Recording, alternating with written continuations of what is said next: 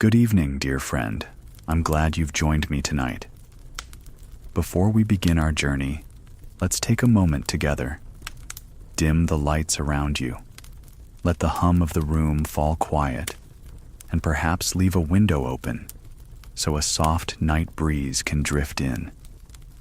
Imagine yourself wrapped in a blanket, the weight of the day easing away. Tonight's story carries us far across oceans and centuries. It's the tale of an empire that once believed itself unshakable, yet was brought low not by armies or plagues, but by the sap of a simple flowering plant. A story of pride, of trade, of smoke curling through hidden rooms, and how all of it changed the balance of the world. If these stories bring you comfort, I invite you gently, tap the like, maybe subscribe, so you'll find your way back here the next time sleep comes slow. And if you'd like, share in the comments where you're listening from. Some may be in morning light, others in midnight quiet, and somehow here our paths meet. Now, settle in. Let the creak of an old chair or the imagined glow of a small fire hold you close. Together, we'll step softly into history. And we begin, as so many stories do, with a longing unspoken. Even great empires dream of simple peace.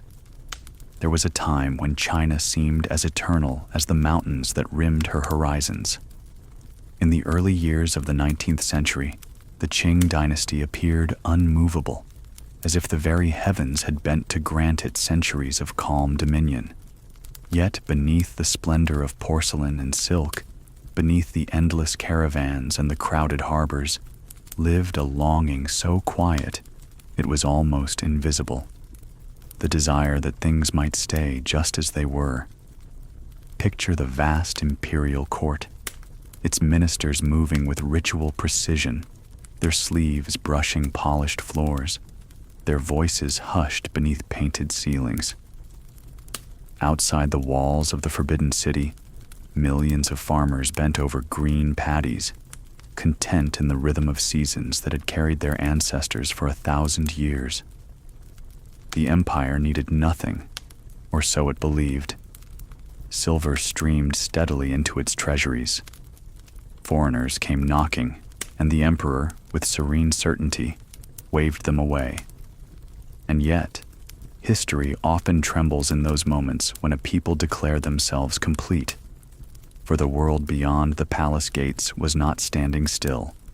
Across the oceans, steam engines hissed, iron rails were laid across fields, and cannons that fired explosive shells instead of solid iron were being forged. In London and Manchester, the soot-dark skies of the Industrial Revolution thickened.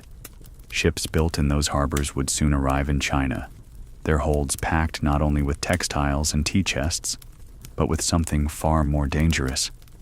Still, within the Middle Kingdom, the mood was one of calm assurance. Mothers whispered bedtime tales by oil lamps, scholars copied texts with slow care, traders counted coins by candlelight, certain that tomorrow would be much the same as today. It was a peace that carried the weight of centuries, and the hidden hope that it might last forever. The longing for permanence is a gentle thing. We all know it, the wish that our homes remain steady, our families safe, our ways untroubled. The Qing court knew it too, and so when foreign kings offered trade, the emperor's court declined with a weary smile, insisting, "We have all we need." Those words carried both pride and vulnerability, though few recognized it then. Soft rain at the window. But peace has a fragile pulse. Even as silver piled high in treasuries, a question whispered in corridors. How long could this flow continue? Could the coffers truly never empty? And far to the south, in the bustling port of Canton, the first thin strands of smoke were already curling upward, unseen by most, but destined to weave a web that would tighten around the empire's heart. So let us pause here, with the empire still whole, its longing still hidden. The night outside our window remains calm, the rain gentle, the candle steady. Yet history has already begun to turn, quietly, like a tide that no one can resist. Canton stirred like any coastal town at sunrise. The harbor of Canton awoke each morning with the kind of soundscape that could only belong to a city at the crossroads of the world. It began quietly, as all days do, with the creak of wood and the sigh of wind pressing against rigging. First, a gull's cry split the gray horizon, then another. Then came the low groan of ropes tugged taut against damp bollards. By the time the pale sun lifted over the water, the harbor was alive, though in a way that never seemed rushed, more like the steady breathing of a giant at rest. Imagine yourself walking slowly along the edge of that waterfront. The air is already heavy, thick with the mingled perfume of salt spray, spices from India, and the faint sweetness of drying tea leaves. Men in loose cotton shirts stoop to shoulder crates, their sandals slapping against wet planks. A fisherman returns with baskets of eels still writhing. Nearby, a boy no older than 12 balances on a narrow beam, calling out prices for fresh river fish, his voice thin and eager. To step into Canton in 1800 was to step into a place that seemed both ordinary and extraordinary. Ordinary, because daily life carried the same rhythms found in any port: bargaining voices, the splash of oars, the laughter of children darting between stalls. Extraordinary, because this was the single doorway through which the outside world could reach the heart of the Chinese Empire. All foreign trade was funneled here, and here alone. From dawn until the hot hours, the flow never ceased. Tea, delicate green, fragrant oolong, sturdy black, was sorted and packed in wooden chests stamped with brush strokes. Silk cloth shimmered in the morning light as merchants unfurled bolts to prove their fineness. Porcelain, so thin it seemed fragile as breath, was wrapped carefully in straw, ready to journey across oceans. And silver, always silver, clinked in scales, measured and stacked with the precision of ritual. The British, the Dutch, the Americans, all of them waited nervously, their ships anchored just beyond. They came with goods of their own: wool, clocks, glassware, small industrial trinkets, but most were dismissed as curiosities. The Qing officials reminded them, gently or sternly, that the empire did not need such trifles. Silver was what they wanted, and silver alone. Soft breeze through shutters. Inside the narrow lanes behind the harbor, Canton's people carried on in their own rhythm. A grandmother swept her doorstep, pausing to scold chickens wandering too close to the road. A calligrapher unfurled red paper and traced characters for customers seeking luck in trade. Young apprentices hurried with cups of hot tea, balanced on wooden trays, weaving between crowds with the skill of dancers.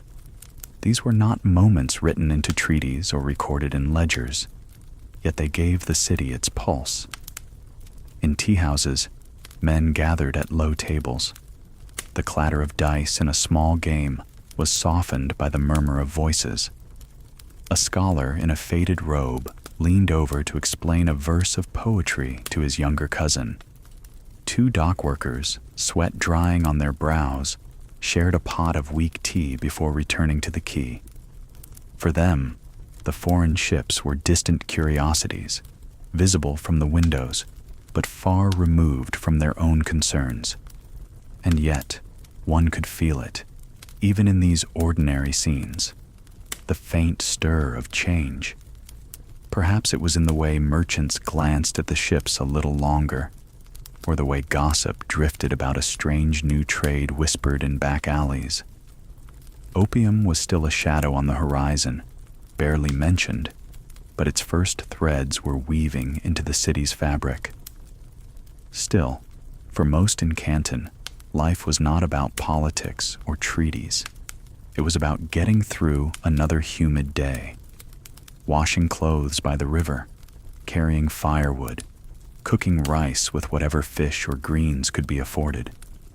The empire's greatness was not only measured in treasures or armies, but in these countless small lives, moving quietly in rhythm with the harbor's tide. By late morning, the sun pressed down hard, and the scent of tar and rope grew thick. Traders ducked into shaded stalls, wiping sweat from their brows. Street vendors appeared with bowls of noodles slick with sesame oil. Children begged for sweet buns, their hands sticky with sugar. A Buddhist monk passed silently, collecting alms, his shaved head shining in the light. Low murmur of waves against stone. To see Canton in these hours was to see the empire at its most self-assured. No one believed the silver would ever stop flowing. No one believed the foreign merchants would ever dare to demand more than what was allowed. The system seemed unshakable, as old and firm as the city walls themselves, and that, perhaps, was its quietest vulnerability. For if you looked closely, you could see small signs of strain. Prices creeping upward as silver grew scarce abroad. Rumors of officials who took quiet gifts to look the other way. And always, the watchful presence of the Hong merchants, men like Haokwa, who mediated between worlds, growing unimaginably rich as they carried the empire's authority in one hand and foreign desperation in the other. But that was not the story people told themselves as the sun set. In the evening, families gathered in courtyards, children drowsy on their parents' laps. Lanterns glowed softly, casting gold light on worn stone. The harbor quieted, though the creak of ships never fully ceased. And in those moments, Canton seemed eternal, like a city that would wake the same way tomorrow, and the day after, and the day after that. So the harbor breathed day after day, a rhythm both ordinary and extraordinary. Yet beneath the calm surface of tea steam and children's laughter, the tides of change were already moving. In silence, the seeds of disruption had been planted, and the empire's quiet longing for permanence faced its first true test. Ordinary life often hides the weight of history.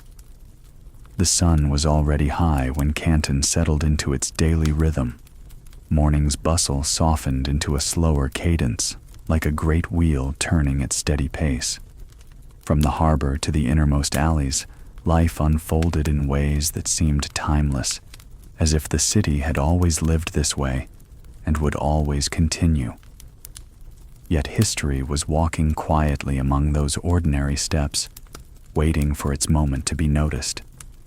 Picture the narrow lanes paved with worn stones, shaded by wooden balconies that leaned toward each other as if to whisper. Laundry hung on bamboo poles above, catching the light breeze that carried the mingled aromas of soy, ginger, and river mud. Beneath the hanging fabrics, children darted barefoot, chasing one another with shrieks of laughter. A grandmother leaned against her doorway, shaking her head at their noise while secretly smiling. Merchants prepared for another round of business. In small shops, bolts of silk glowed in the dim light, touched by careful fingers of customers who haggled in low voices. Apothecaries laid out jars of dried herbs, each labeled with brush strokes in black ink. Ginseng for strength, chrysanthemum for clear eyes, licorice for coughs. The air inside such shops was thick with the earthy perfume of roots and flowers long since plucked from distant hillsides. And in the tea houses, the true living rooms of the city, the day took on a different flavor. Wooden doors swung open, letting out curls of steam and the soft drone of conversation. Men gathered around squat tables, teacups the size of thimbles balanced on saucers, discussing prices of rice, rumors of floods upriver, or the rare stirrings of imperial decrees. There was nothing hurried in their talk, Words flowed like the tea itself, poured carefully, savored slowly, sipped with pauses for thought. Soft clink of porcelain. For the foreign traders confined to their factories, this rhythm was both fascinating and frustrating. From their windows, they could see the life of Canton, but not truly enter it. Rules forbade them from learning the language, from venturing into the countryside, even from bringing their wives or families. They lived in a curious in-between, surrounded by sounds and scents they could never fully claim as their own. To them, the city seemed both open and closed, like a book whose cover was visible, but whose pages remained sealed. Yet the people of Canton paid them little mind. For the majority, foreign merchants were simply part of the background. Odd figures in heavy coats, tall hats, speaking guttural words no one understood. Children sometimes pointed and giggled, but adults moved past without notice. Life was larger than these strangers. There were mouths to feed, debts to settle, prayers to offer at the temple. In this way, the daily rhythm carried an illusion of permanence. A mother stirred rice over a clay stove, her baby tied to her back with a faded cloth. A fisherman mended his nets, squinting against the afternoon sun. Monks swept temple courtyards, their movements so practiced they seemed choreographed. No one thought of themselves as part of history's grand stage. They were simply living. One market day, one meal, one prayer at a time. And yet the harbor still hummed. Ships continued to arrive with their holds heavy with silver. Chests were stacked, inspected, stamped. Silver flowed in like a tide, steady and glittering. For officials, this was confirmation that the system worked. For commoners, it meant little, for silver coins rarely touched their hands. But unseen by most, the balance of the world economy was shifting, and with it, the fragile stability that gave these rhythms their beat. Low rustle of bamboo blinds. Late afternoon brought a softer tone. Shops closed their shutters halfway, letting in only slivers of light. The air grew thick with the smell of street vendors frying dumplings and roasting chestnuts. Smoke curled upward, clinging to the eaves before drifting skyward. Families gathered to share small bowls of noodles, children nodding off even as they tried to eat. The city seemed to sigh, preparing itself for the quiet of evening. But even then, the undercurrent of change was present. In certain alleys, doors closed quickly as strangers slipped inside. There, in dim rooms away from public view, the first circles of men lay back with long pipes, drawing sweet, acrid smoke into their lungs. Opium was not yet common, not yet spoken of openly, but it was present. Like a shadow stretching slowly across a courtyard, its presence lengthened day by day, even as most of Canton carried on unaware. The empire's grandeur was still intact. The forbidden city still stood as the beating heart of authority. The emperor's word was law, his throne secure.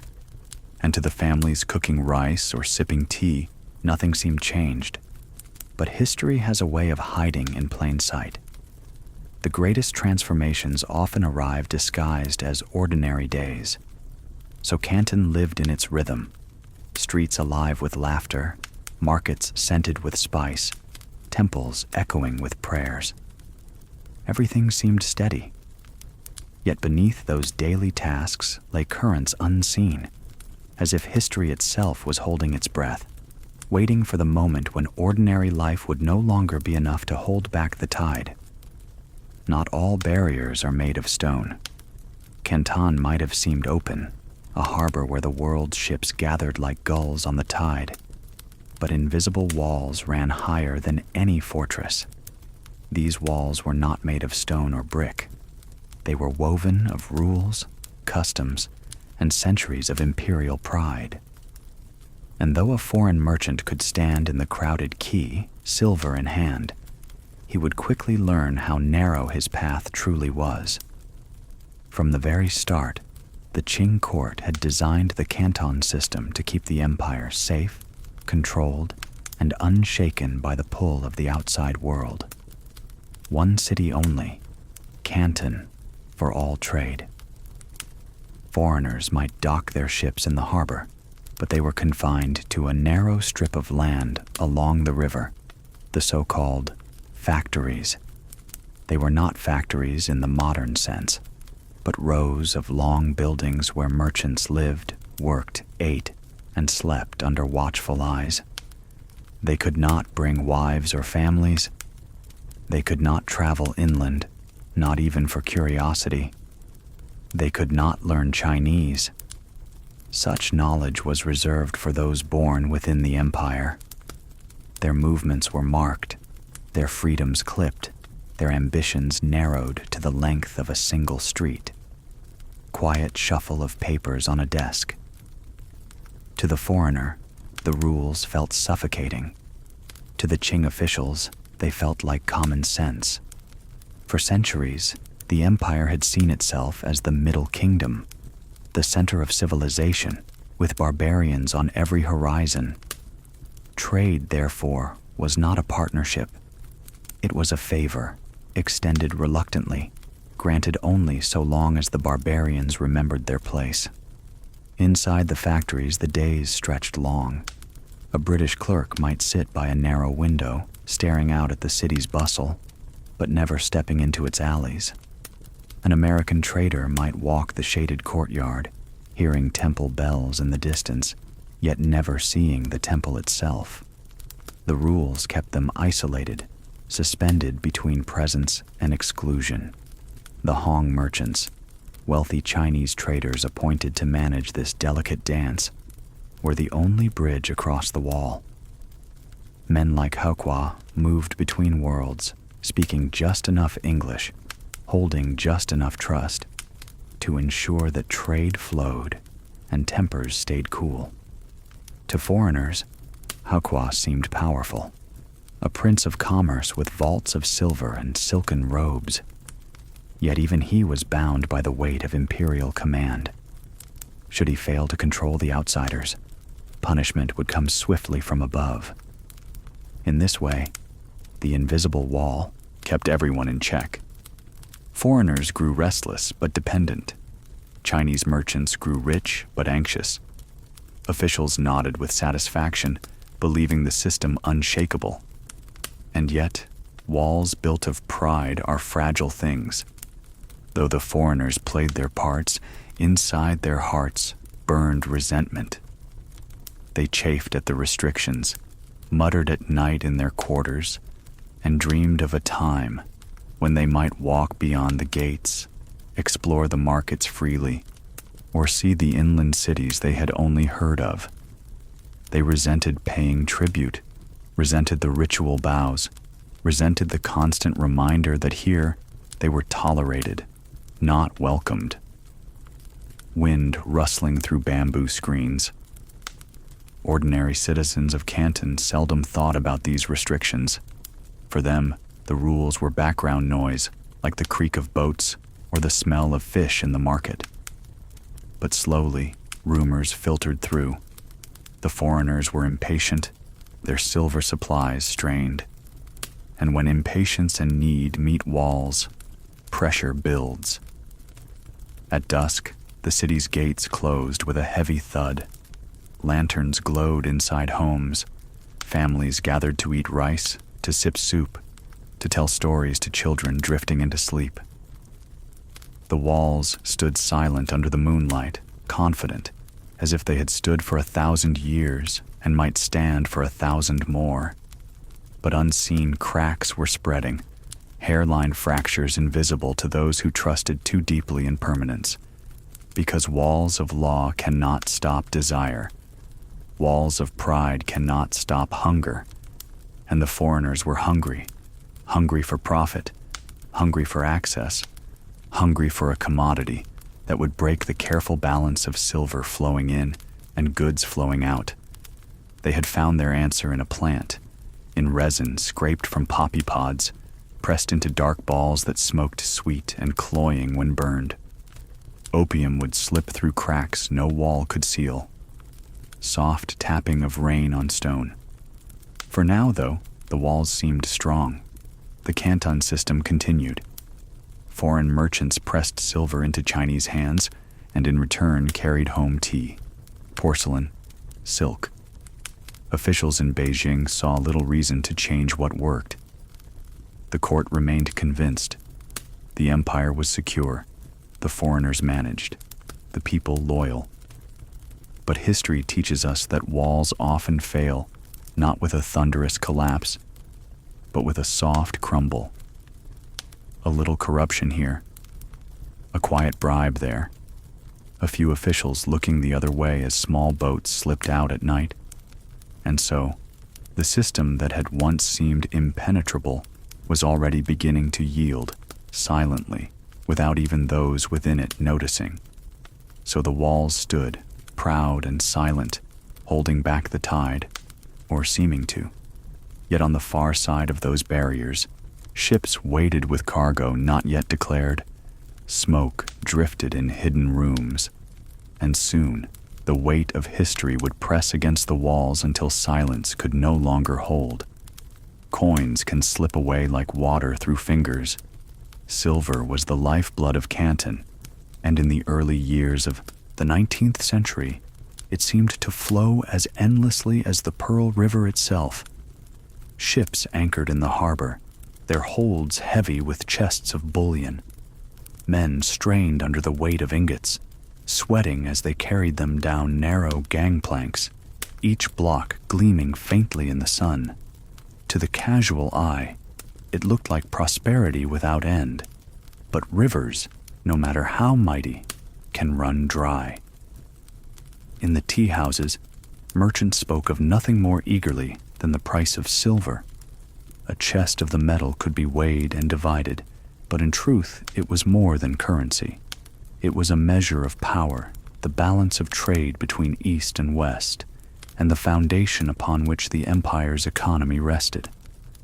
For China, silver poured in steadily. For Britain and her rivals, silver poured out with alarming speed. Gentle clink of coins on a table. Imagine the scene. British traders standing on the wharf, their faces tense as bales of silk and crates of porcelain were loaded onto their ships. The goods would fetch fortunes back home, especially the tea, which had become an obsession in England. But every chest carried away meant silver drained from their treasuries. What good was profit in London if the very currency of the realm flowed into the coffers of the Middle Kingdom? A clerk might scratch his head by candlelight, writing figures into a ledger. The sums never balanced. Goods sold well, yes, but the payment always ended the same. More silver out, more silver lost. In London, officials fretted. In Calcutta, administrators plotted. The balance could not continue forever. Meanwhile, in Canton, the effect was almost invisible to common people. They saw silver coins pass from hand to hand in the markets. A butcher might accept a small piece shaved from a larger ingot, weighed carefully on a balance scale before passing it to his wife. To them, silver was silver, solid, certain, shining. Few paused to think of where it came from, or why it came so steadily. But high above, in the marble halls of government, men understood. The Middle Kingdom's refusal to accept European goods meant the empire held all the leverage. Foreigners brought silver, and in return China gave tea, silk, porcelain. Nothing else was needed. It was a system that seemed flawless, eternal. Yet the flaw was already showing, not in China, but abroad. Britain was running low. Other nations too. The hunger for Chinese goods was endless, but the reserves of silver were not. And so, like water slipping through a fisherman's fingers, the stream began to weaken. Soft breeze through open shutters. It is strange to think how something as small as a coin could shape the destiny of empires. But so it was. As British merchants watched their silver disappear, desperation grew. They searched for something, anything, that China would want in return. Wool, glass, clocks, even firearms, none found favor. The empire's prideful response remained the same. We have all we need. But hunger sharpens the mind, and across the seas, in the poppy fields of Bengal, a commodity waited. It was not food, nor cloth, nor metal. It was a dream pressed into resin, a haze that dulled pain and carried men into euphoria. Opium could be grown in abundance, and when smoked, it carried a lure more powerful than silver itself. The British East India Company knew its value. The merchants of Canton would soon know its danger. In Canton's markets, for the moment, daily life remained unchanged. A fishmonger argued with a customer over the weight of a carp. A mother counted out small coins for a handful of rice. Children dangled their feet in the river, watching barges glide past. Silver was everywhere, and yet already its disappearance abroad was rewriting the future. Quiet creak of wooden scales. By evening, as lanterns glowed and families gathered, the talk in merchant halls was more serious. Men spoke in low voices of reserves dwindling, of Britain's coffers straining. The Hong merchants listened politely, nodding but unmoved. They had seen fortunes rise and fall before. Silver would come. It always had. What reason was there to doubt? But history, like a river, never flows in a straight line. The very abundance of silver blinded both sides to the danger ahead. For the British, it was unsustainable to keep sending bullion east. For the Chinese, it seemed inconceivable that the stream could ever run dry. Between those two illusions, an opening widened, a space that would soon be filled with smoke.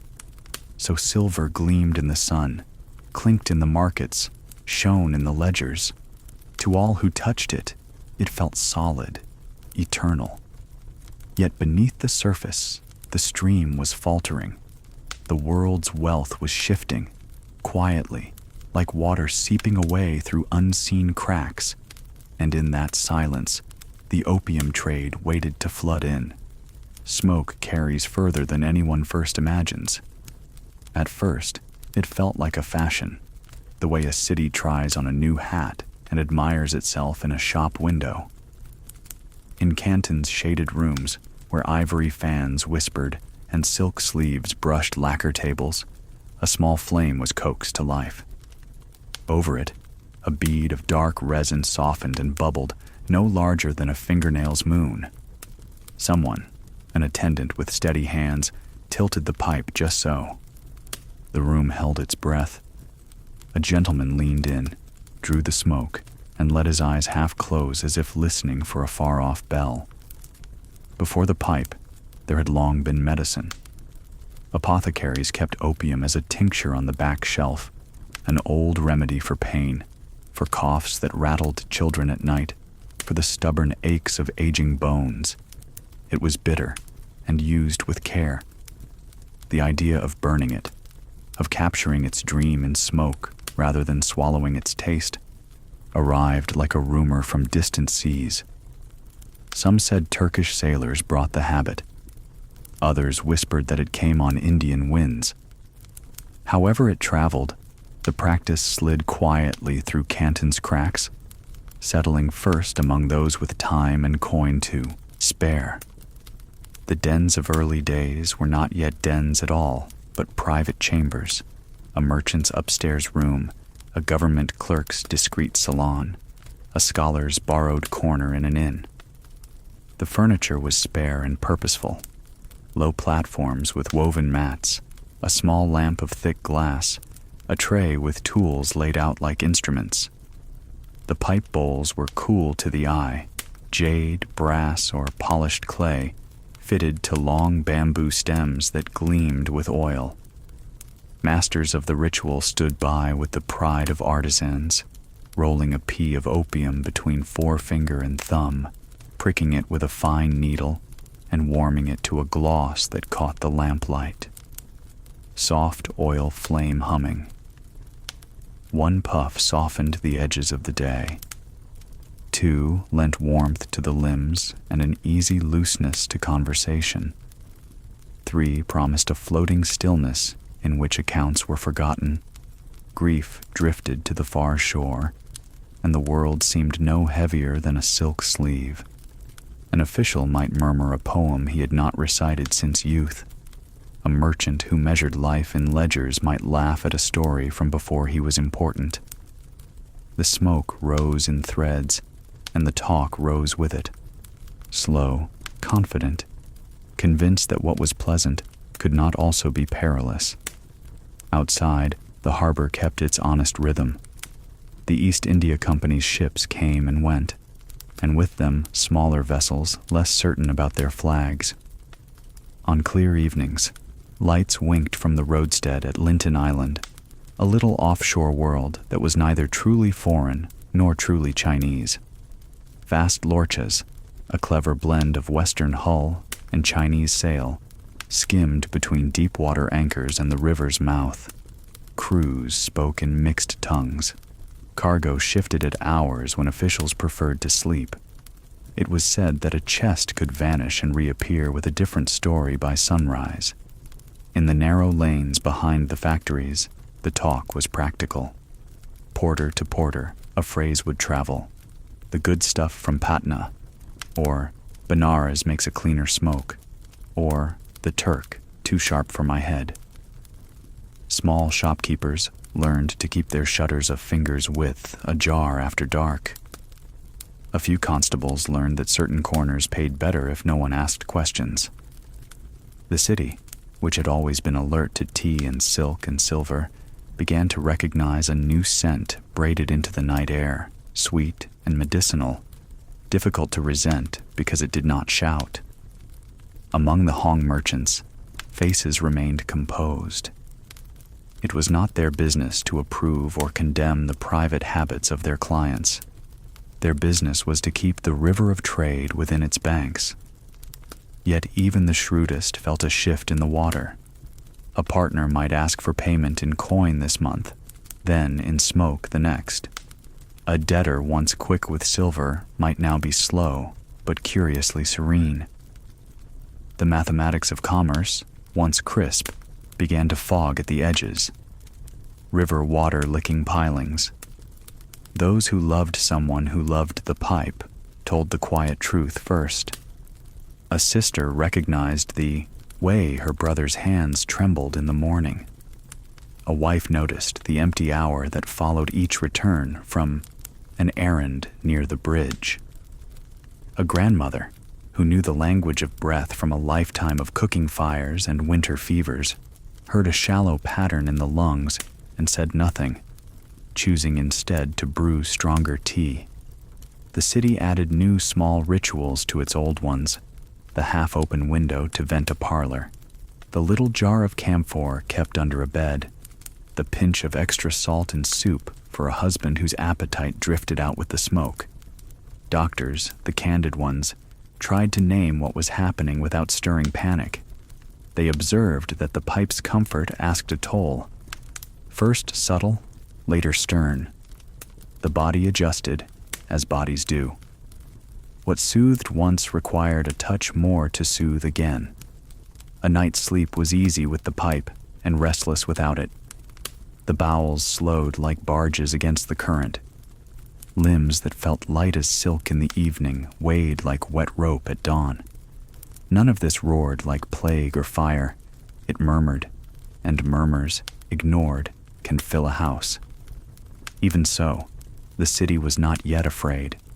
Habit seldom announces itself as a guest who never plans to leave. It arrives with courtesy. It pays for tea.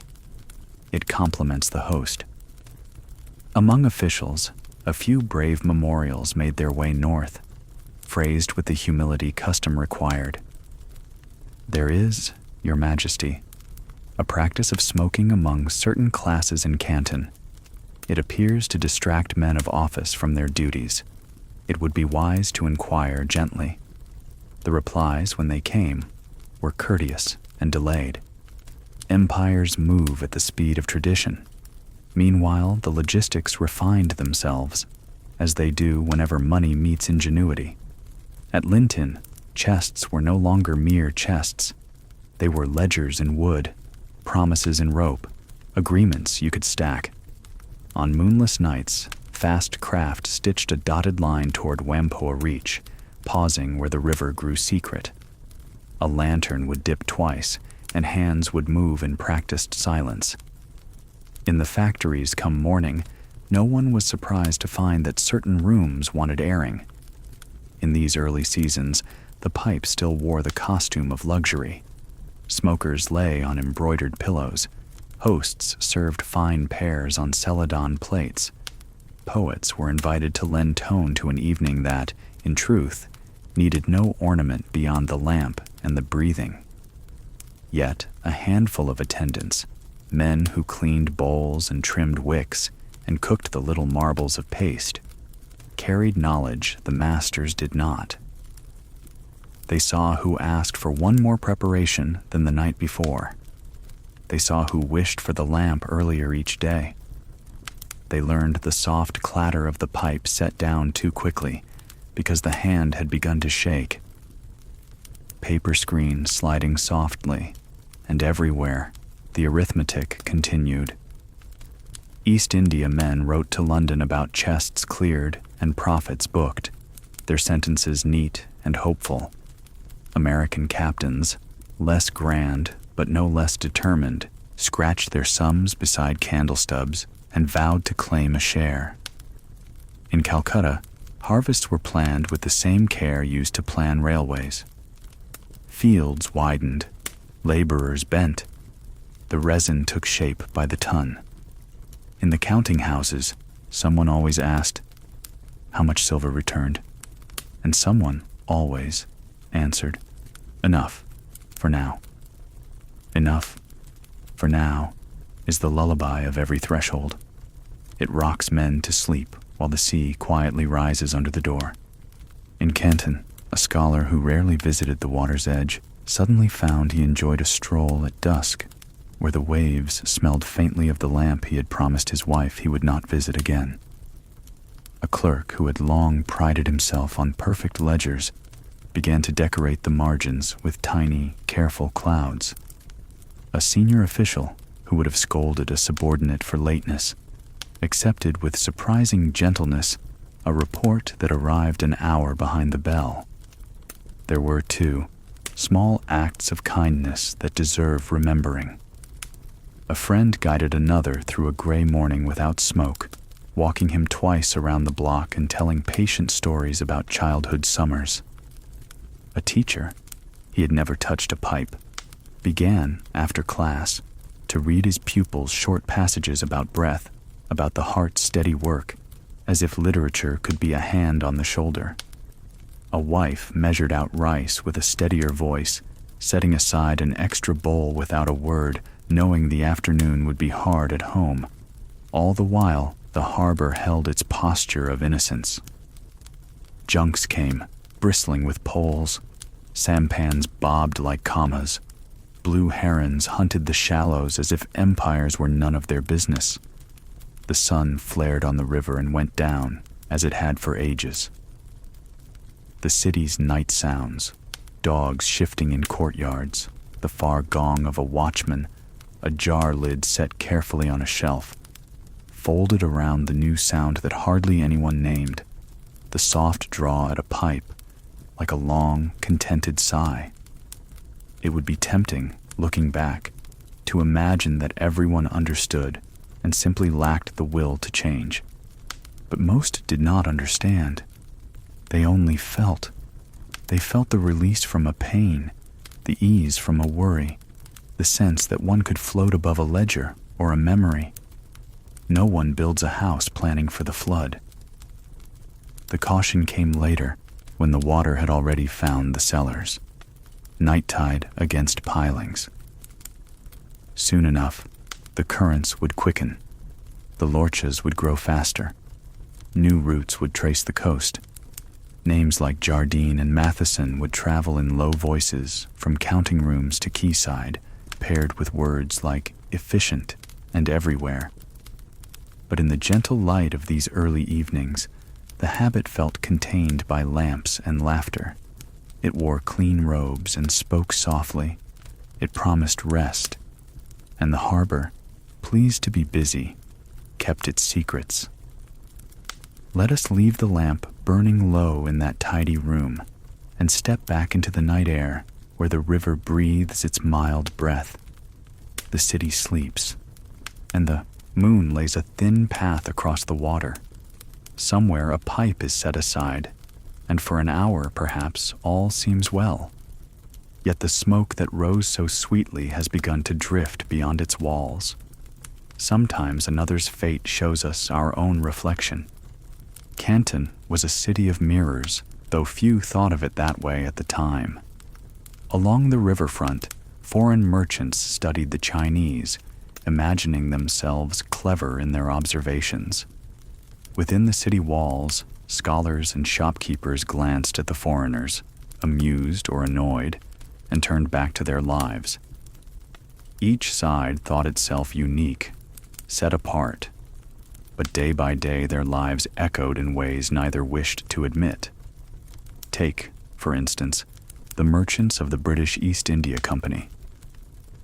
They rose early, shaved with dull razors shipped from London, and sat before their ledgers. By mid-morning, they walked the narrow courtyards of their factories, airing their coats in the damp air. They spoke of trade imbalances, of dwindling silver, of letters sent back across oceans. It was business, measured in figures and contracts.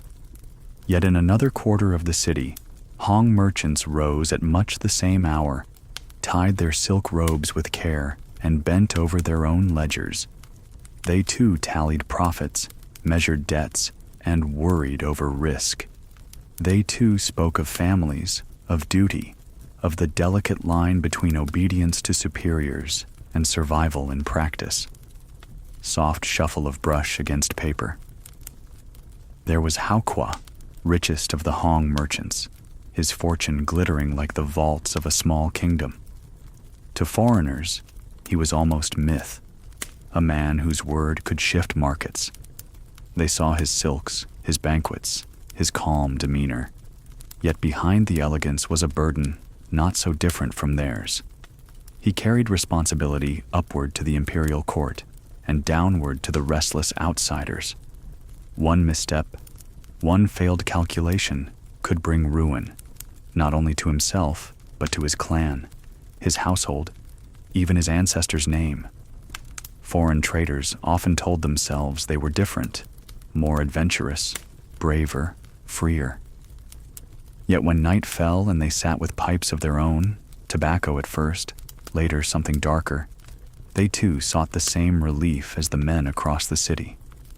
They longed to still the worries that rattled in their minds, letters from home, debts unpaid, the ache of distance. What was smoke but a mirror in which each man saw his own weariness reflected? It was not only in commerce or in habit that reflections appeared. Families, too, bore likenesses. A Chinese mother laid out bowls of rice and urged her children to eat more, just as a Scottish merchant's wife might have done at her hearth across the sea. The foreigner missed his children's laughter.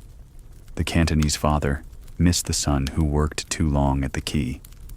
Love and worry, pride and disappointment, these had no borders. Quiet stir of chopsticks in a bowl. Even in suspicion, the two sides resembled one another. Chinese officials distrusted the greed of foreigners. Foreigners distrusted the rigidity of officials. Both were wary. Both believed the other driven by hidden motives. And perhaps both were right. Yet suspicion itself was a mirror, for each saw in the other the qualities they could not forgive in themselves: stubbornness, pride, an unwillingness to bend. In the evenings, when lanterns glowed along the river and the city softened into its quiet hum. One might stand at the edge of the foreign quarter and look across the water. There, faintly, was the reflection of the factories, their windows flickering with lamplight, and farther down, the reflection of Canton's walls, strong and silent. Both images wavered on the same current, caught in the same moonlight. Separate, yes, but inseparable too. The opium pipe, still rare but spreading, was the cruelest mirror of all. Foreign merchants justified its trade, whispering that no one forced the Chinese to smoke. Chinese smokers justified their indulgence, whispering that no one forced the foreigners to bring it. In truth, each fed the other. In the rising smoke, reflection blurred into complicity.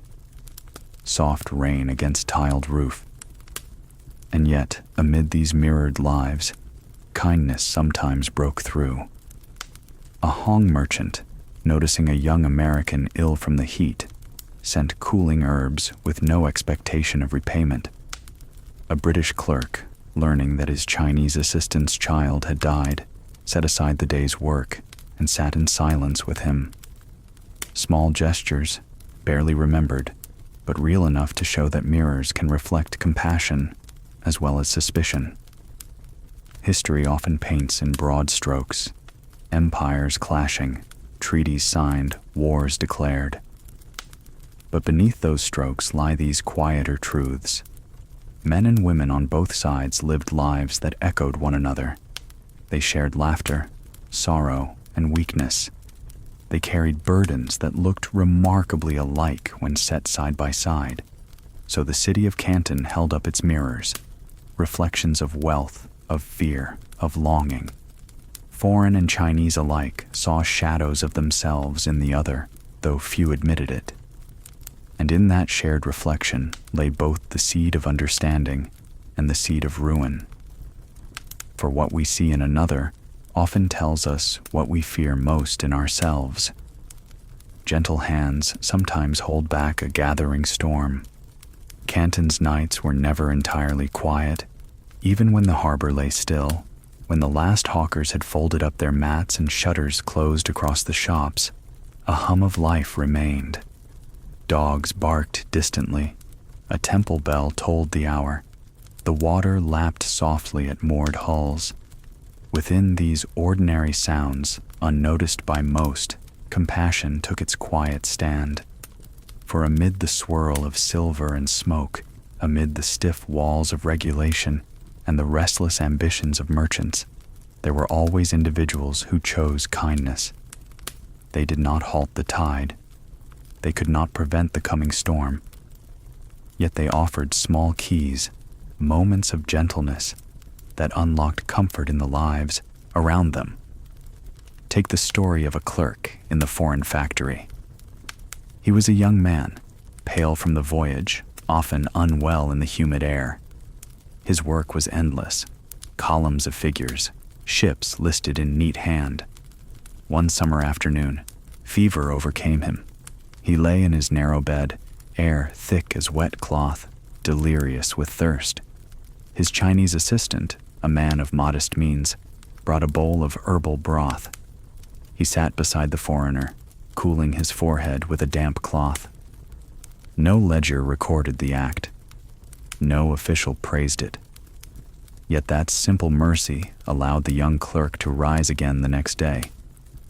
Soft rustle of fan through night air. Or consider the teacher who lived in a narrow lane near the city's temple. He knew of the smoking houses, though he never entered. He saw students whose eyes dimmed with distraction, whose hands shook when asked to hold the brush steady. Rather than scold, he stayed late after lessons, reading aloud poems of clarity and strength.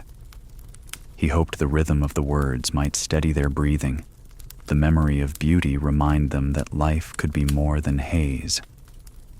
One evening, a boy lingered, confessing through tears his father's addiction. The teacher placed a hand on his shoulder and said nothing, only that presence, that quiet solidarity, which the boy carried home like a hidden lantern. Among families, compassion was woven into daily gestures. A wife ladled broth into a bowl, urging her husband to eat, though she knew his appetite had wandered toward the pipe. A grandmother tucked coins into her sleeve, not for herself, but to buy rice for a neighbor's hungry children. A brother walked beside another brother, steadying his steps through the ache of withdrawal, pretending they were simply out for a stroll by the river. Such acts did not cure the sickness spreading through the empire, but they slowed its cruelty. Gentle sound of chopsticks on porcelain. Even officials, bound by duty and wary of exposure, sometimes showed mercy. A minor magistrate in a rural district quietly forgave a farmer's tax, knowing the man had sold his tools to buy opium.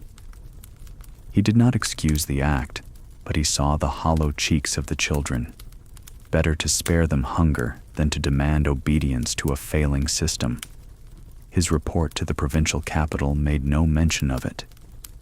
Foreigners, too, were not without conscience.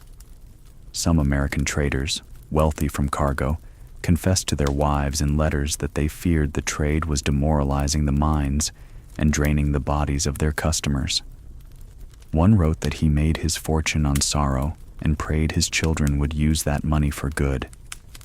Another, passing a group of thin dock workers in Canton, quietly ordered food sent to them under another's name. Guilt did not erase profit, but sometimes it softened hearts enough to spark generosity.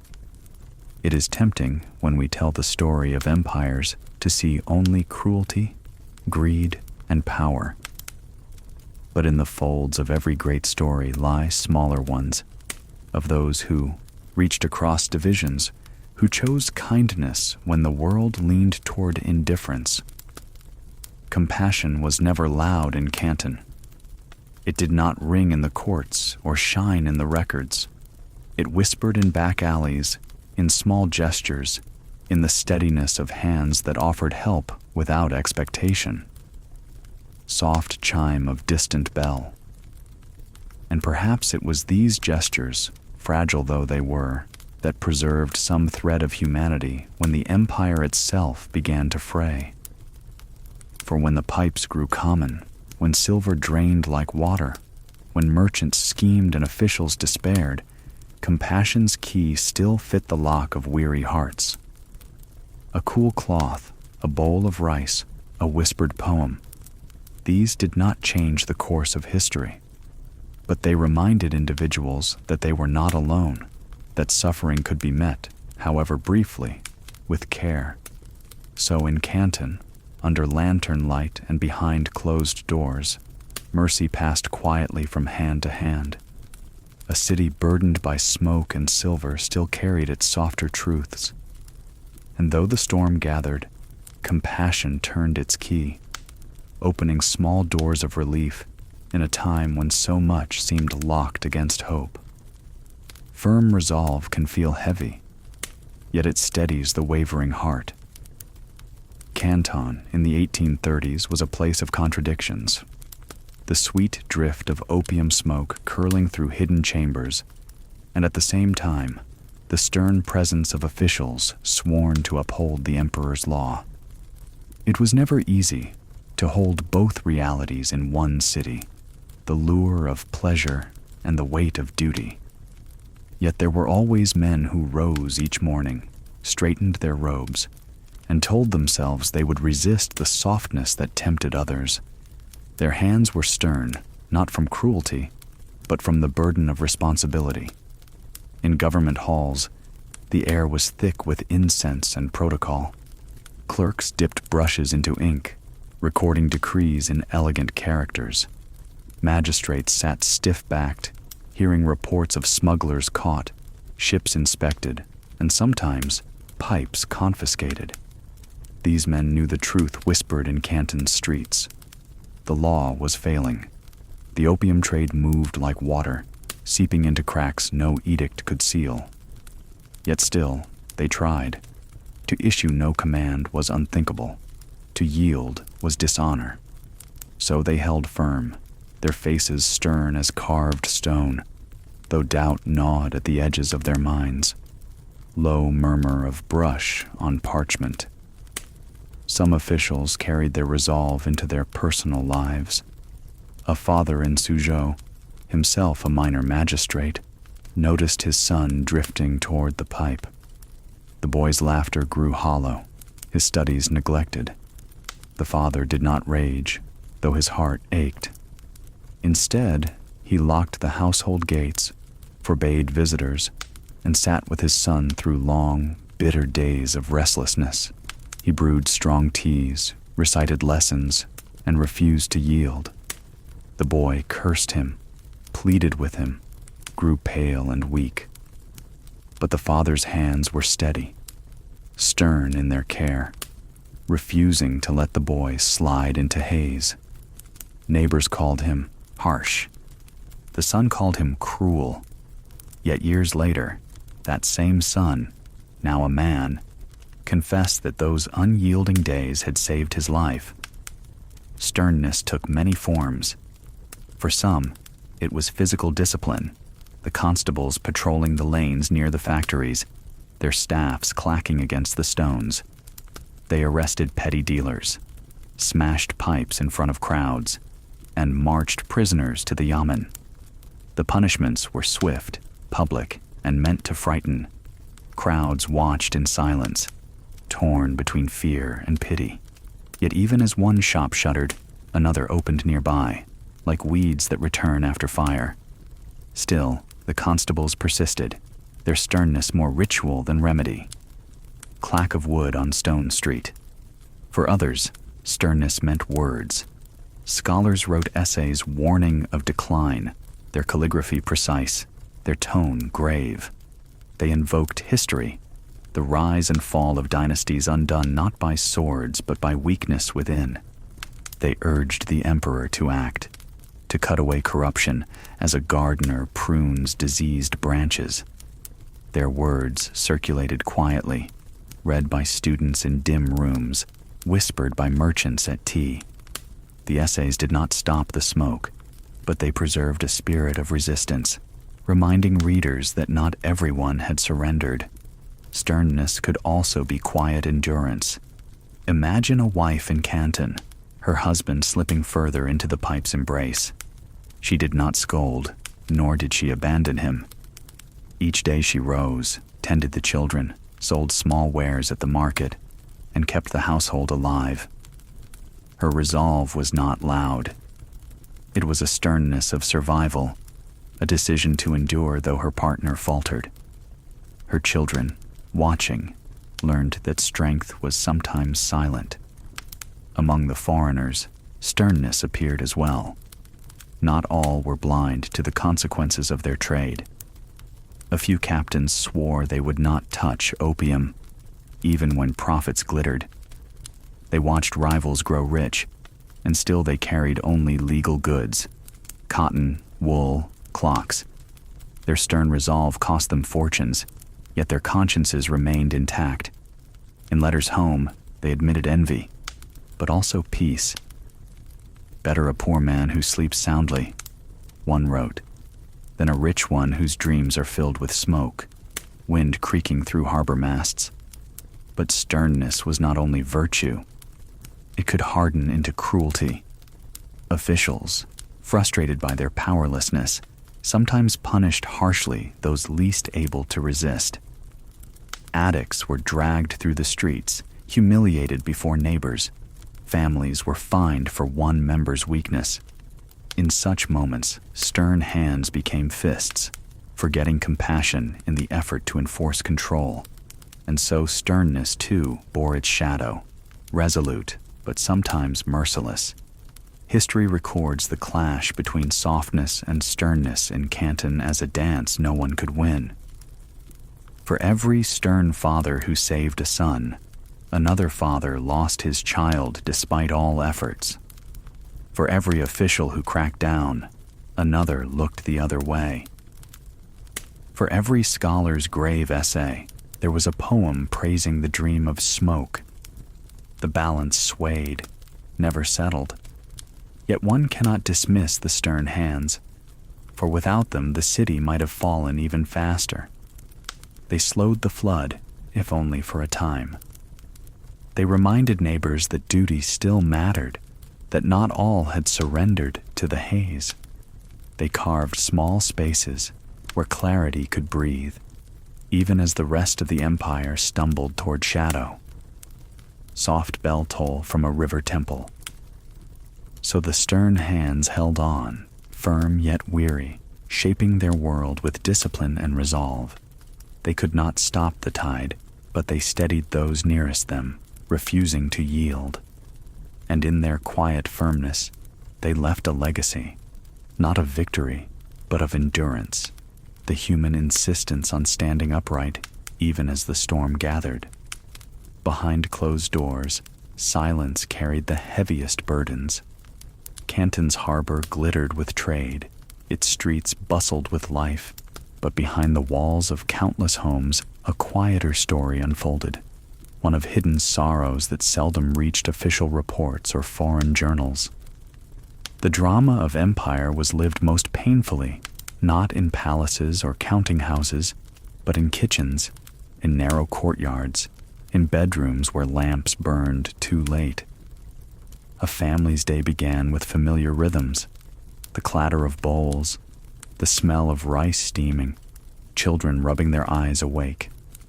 Yet beneath these ordinary sounds lingered tension.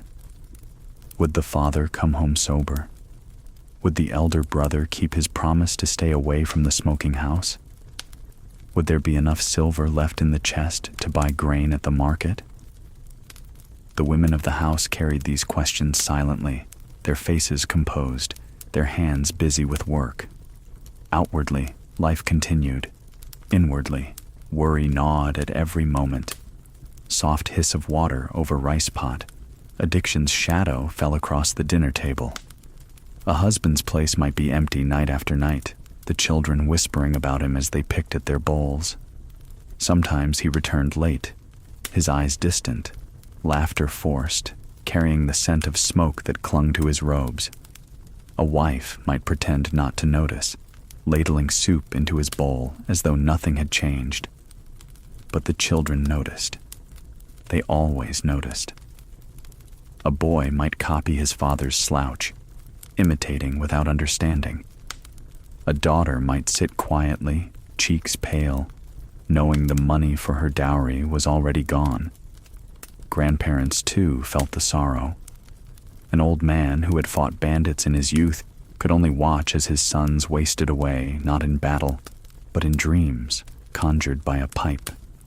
He might mutter that the empire was crumbling, but his voice trembled less with politics than with grief for his own bloodline.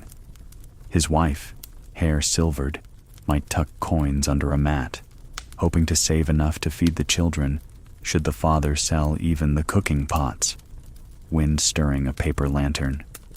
For the poor, hidden sorrow often meant hunger. A fisherman, unable to resist the pipe, sold his nets. Soon there was no fish to sell, no money for rice. His wife begged neighbors for scraps, her children thin and silent. In better times, villages relied on one another. But as opium spread, more families fell into the same trap, and compassion grew scarce. A woman selling vegetables might hesitate to extend credit, knowing the buyer's husband spent more at the smoking house than at her stall. Thus, sorrow multiplied, not only in one home, but in entire neighborhoods, as trust eroded under the weight of addiction. Even among the wealthy, sorrow crept in quietly. A Hong merchant, rich beyond measure, might discover that his nephew, heir to the family business, was already lost to the pipe. The young man, once bright and promising, spent his nights in lavish dens, surrounded by laughter that meant nothing. His uncle's wealth could purchase ships and silk, but it could not buy back the nephew's resolve. Servants whispered, mothers wept, and still the smoke wound its way into the family's future. Foreigners saw only glimpses of this hidden sorrow. A trader might remark casually that Chinese laborers seemed unreliable, failing to see the story behind the absences. Missionaries wrote home about the destruction of families, their words solemn but distant.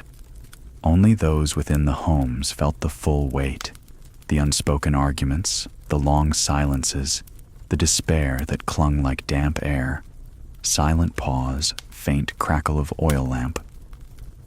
One could walk through a Canton alley at dusk and hear the city's many languages, Cantonese, English, Portuguese, Hindi.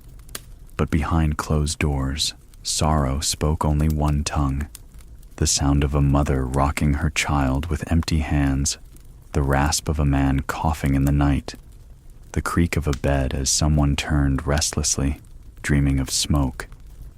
These sounds carried no banners, no proclamations, yet they told more truth about the empire's decline than all the reports sent to Beijing. There were, of course, moments of resilience even in sorrow. A daughter might quietly take over her father's work, mending nets or tending the stall, keeping the household alive when he could not. A wife might form secret alliances with neighbors, trading rice for firewood, ensuring the children did not go hungry. These acts were small, unnoticed by history, but they were lifelines. Without them, many families would have been entirely swept away. Soft rainfall on tiled roof. Hidden sorrows rarely made headlines, but they spread like cracks in a foundation. A home weakened, then a street, then a whole quarter of the city. And as the sorrow deepened, so did the empire's vulnerability. For a nation is built not only on armies and silver, but on the strength of its families. When those families faltered, when sorrow hollowed them out, the empire itself began to crumble. So the city's grandeur masked countless private griefs. Behind doors where lanterns flickered low, sorrow pressed heavily on hearts too weary to speak. These hidden sorrows were quiet, but they were everywhere, weaving themselves into the very fabric of Canton life. And in that silence, the empire's true fragility was laid bare. Numbers on a page can hide the loudest truths of all. In Canton, ledgers were everywhere. They lay open on merchant desks, bound in worn leather or stitched with coarse thread. They sat beneath the lamplight in foreign factories and on lacquered tables in Chinese counting rooms.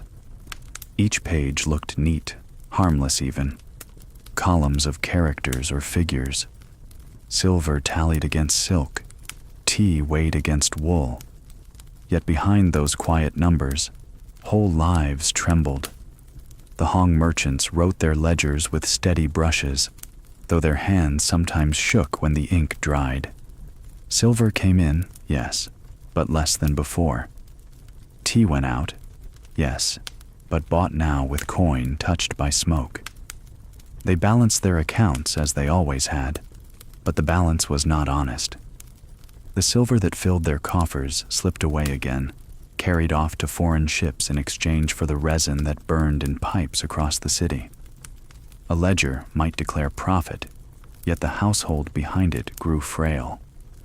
Soft scratch of brush across paper. Foreign traders, too, kept ledgers with devotion. They calculated not only goods, but dreams. One column showed the cost of opium in Bengal, another the price fetched in Canton's back streets, and a final column, neat and proud, displayed profit. To anyone else, it was numbers. To them, it was future houses in London, endowments for sons at Cambridge, dowries for daughters. Yet when read with human eyes, those same figures whispered of something else. Fathers selling nets, children sold to strangers, fields left to weeds. The ledgers never recorded that. Inside Russell and Company, the largest American firm, the partners debated by candlelight. One voice spoke of conscience. Are we not ruining the very people who buy our goods? Another answered with arithmetic. If we step back, the British will step forward. Better that our ships carry it than theirs. The room fell silent as they studied the ledgers. The numbers spoke louder than any sermon, and so they closed their books with profit inked in black, sorrow hidden in white, dim creak of chair on wooden floor. Ledgers became a kind of shield. A man could point to neat sums and say, "I am successful." He could ignore the fact that he coughed more often, that his children eyed him warily, that his city seemed poorer each season. Numbers offered order in a world unraveling. They did not argue. They did not accuse. They simply waited for the brush or pen to write the next figure, as though the page itself had no memory. But memory lived in people. A clerk copying numbers noticed that shipments grew larger each year. A banker counting silver realized that more of it left than returned. A wife, watching her husband calculate late into the night, saw that his smile grew tighter, even as the figures rose. And in the silence of those observations lay the truth. The ledgers were faithful, but faithless too. They recorded without judgment, while everyone else lived the consequences. Low hum of river traffic outside. Sometimes the dishonesty was deliberate. A merchant inflated a figure to hide a loss. A Hong trader concealed his investment overseas, fearing confiscation. A foreign captain logged textiles where there were really chests of resin. The page accepted it all. Yet lies, even when neat, cast shadows. They weakened trust. Partners quarreled. Families doubted one another. Officials questioned every report. Quiet corruption, line by line, became as dangerous as the smoke itself. And yet, ledgers could also reveal compassion. A shopkeeper forgave a neighbor's debt, quietly striking the figure with a single brushstroke. An uncle recorded silver for a dowry his brother had squandered, though no one would know. A widow tallied her meager income, but added a secret line, "For the children of my sister." A kindness carried in ink. Even among numbers, humanity found space to breathe. Ledgers of the empire told a larger story still. The silver standard that anchored China's currency grew shaky as more of the metal fled to foreign coffers. Provincial reports spoke of shortages, tax gaps, inflation. Those reports, copied into endless books in Beijing, sat heavy on ministers' desks. They too were ledgers, national ones, their columns running long and grim. The empire itself was being measured in deficits, though few dared say so aloud. Flutter of a page turned slowly. Imagine walking into a counting house at dusk. The air smells of ink and wax. The clerk bends low, brush moving steadily. Outside, voices drift from the key. Inside, only the soft rasp of paper. On the page, tea, 400 chests. Beside it, silver, 2,000 taels. Farther down, opium, 50 chests, noted in faint script, as if the ink itself were ashamed. In that quiet room, the fate of families, of cities, even of the empire, sits reduced to columns, neat, silent, merciless. So the ledgers remained, quiet, orderly, untroubled by conscience. They hid ruin behind tidy sums, and yet sometimes, too, they held glimpses of mercy. To read them now is to hear the whispers of a city caught between profit and decay, and in their silence, we sense both the weight of what was lost and the stubborn hum of lives that endured. One man's steady step can change the rhythm of a city. The year was 1839, and Canton had grown used to a certain rhythm. Smoke rising quietly from hidden dens, silver flowing out to sea, merchants whispering their calculations behind guarded doors. But that rhythm trembled when word spread of a new presence, a man sent from the capital itself. His name was Lin Zexu, and though he carried no sword, his arrival felt as sharp as steel. Lin was known in Beijing for something rare: incorruptibility. He had risen not through family ties or bribes slipped under the table, but through talent and diligence. A scholar first, then an administrator, he believed in the power of honesty as firmly as others believed in fortune. Now the emperor had chosen him as commissioner, charged with ending the poison that threatened the empire. He traveled south with scrolls of authority, letters bearing the vermilion seal, and a reputation that preceded him. Measured beat of drums in the distance. Canton watched for him anxiously. In tea-houses, men whispered, "They call him the iron-handed commissioner." At the waterfront, merchants muttered, "Perhaps he can be bought like the others." But beneath these doubts lay unease. Everyone knew that if anyone could not be swayed, it was Lin. His procession entered the city under banners of red and gold, guarded by soldiers who marched in strict formation. Drums beat slowly, steady as a heart. People crowded the streets, some craning their necks to catch a glimpse, others bowing low, unsure whether to hope or fear. Within his sedan chair, shaded by silk curtains, Lin sat upright. He was not imposing. Middle-aged, scholar's robes neat, gaze calm. But there was something in the set of his jaw, in the firmness of his eyes, that stilled the murmur of the crowd. For families who had watched loved ones slip away into the pipe's embrace, Lin's presence felt like a breath of relief. "At last," a mother murmured, clutching her child's hand. For merchants whose fortunes depended on the trade, his arrival felt like a shadow falling over the harbor. "We are finished," whispered a dealer, eyes darting to the foreign factories. The city itself seemed to hold its breath. Soft rustle of banners in a river breeze. Lin wasted no time.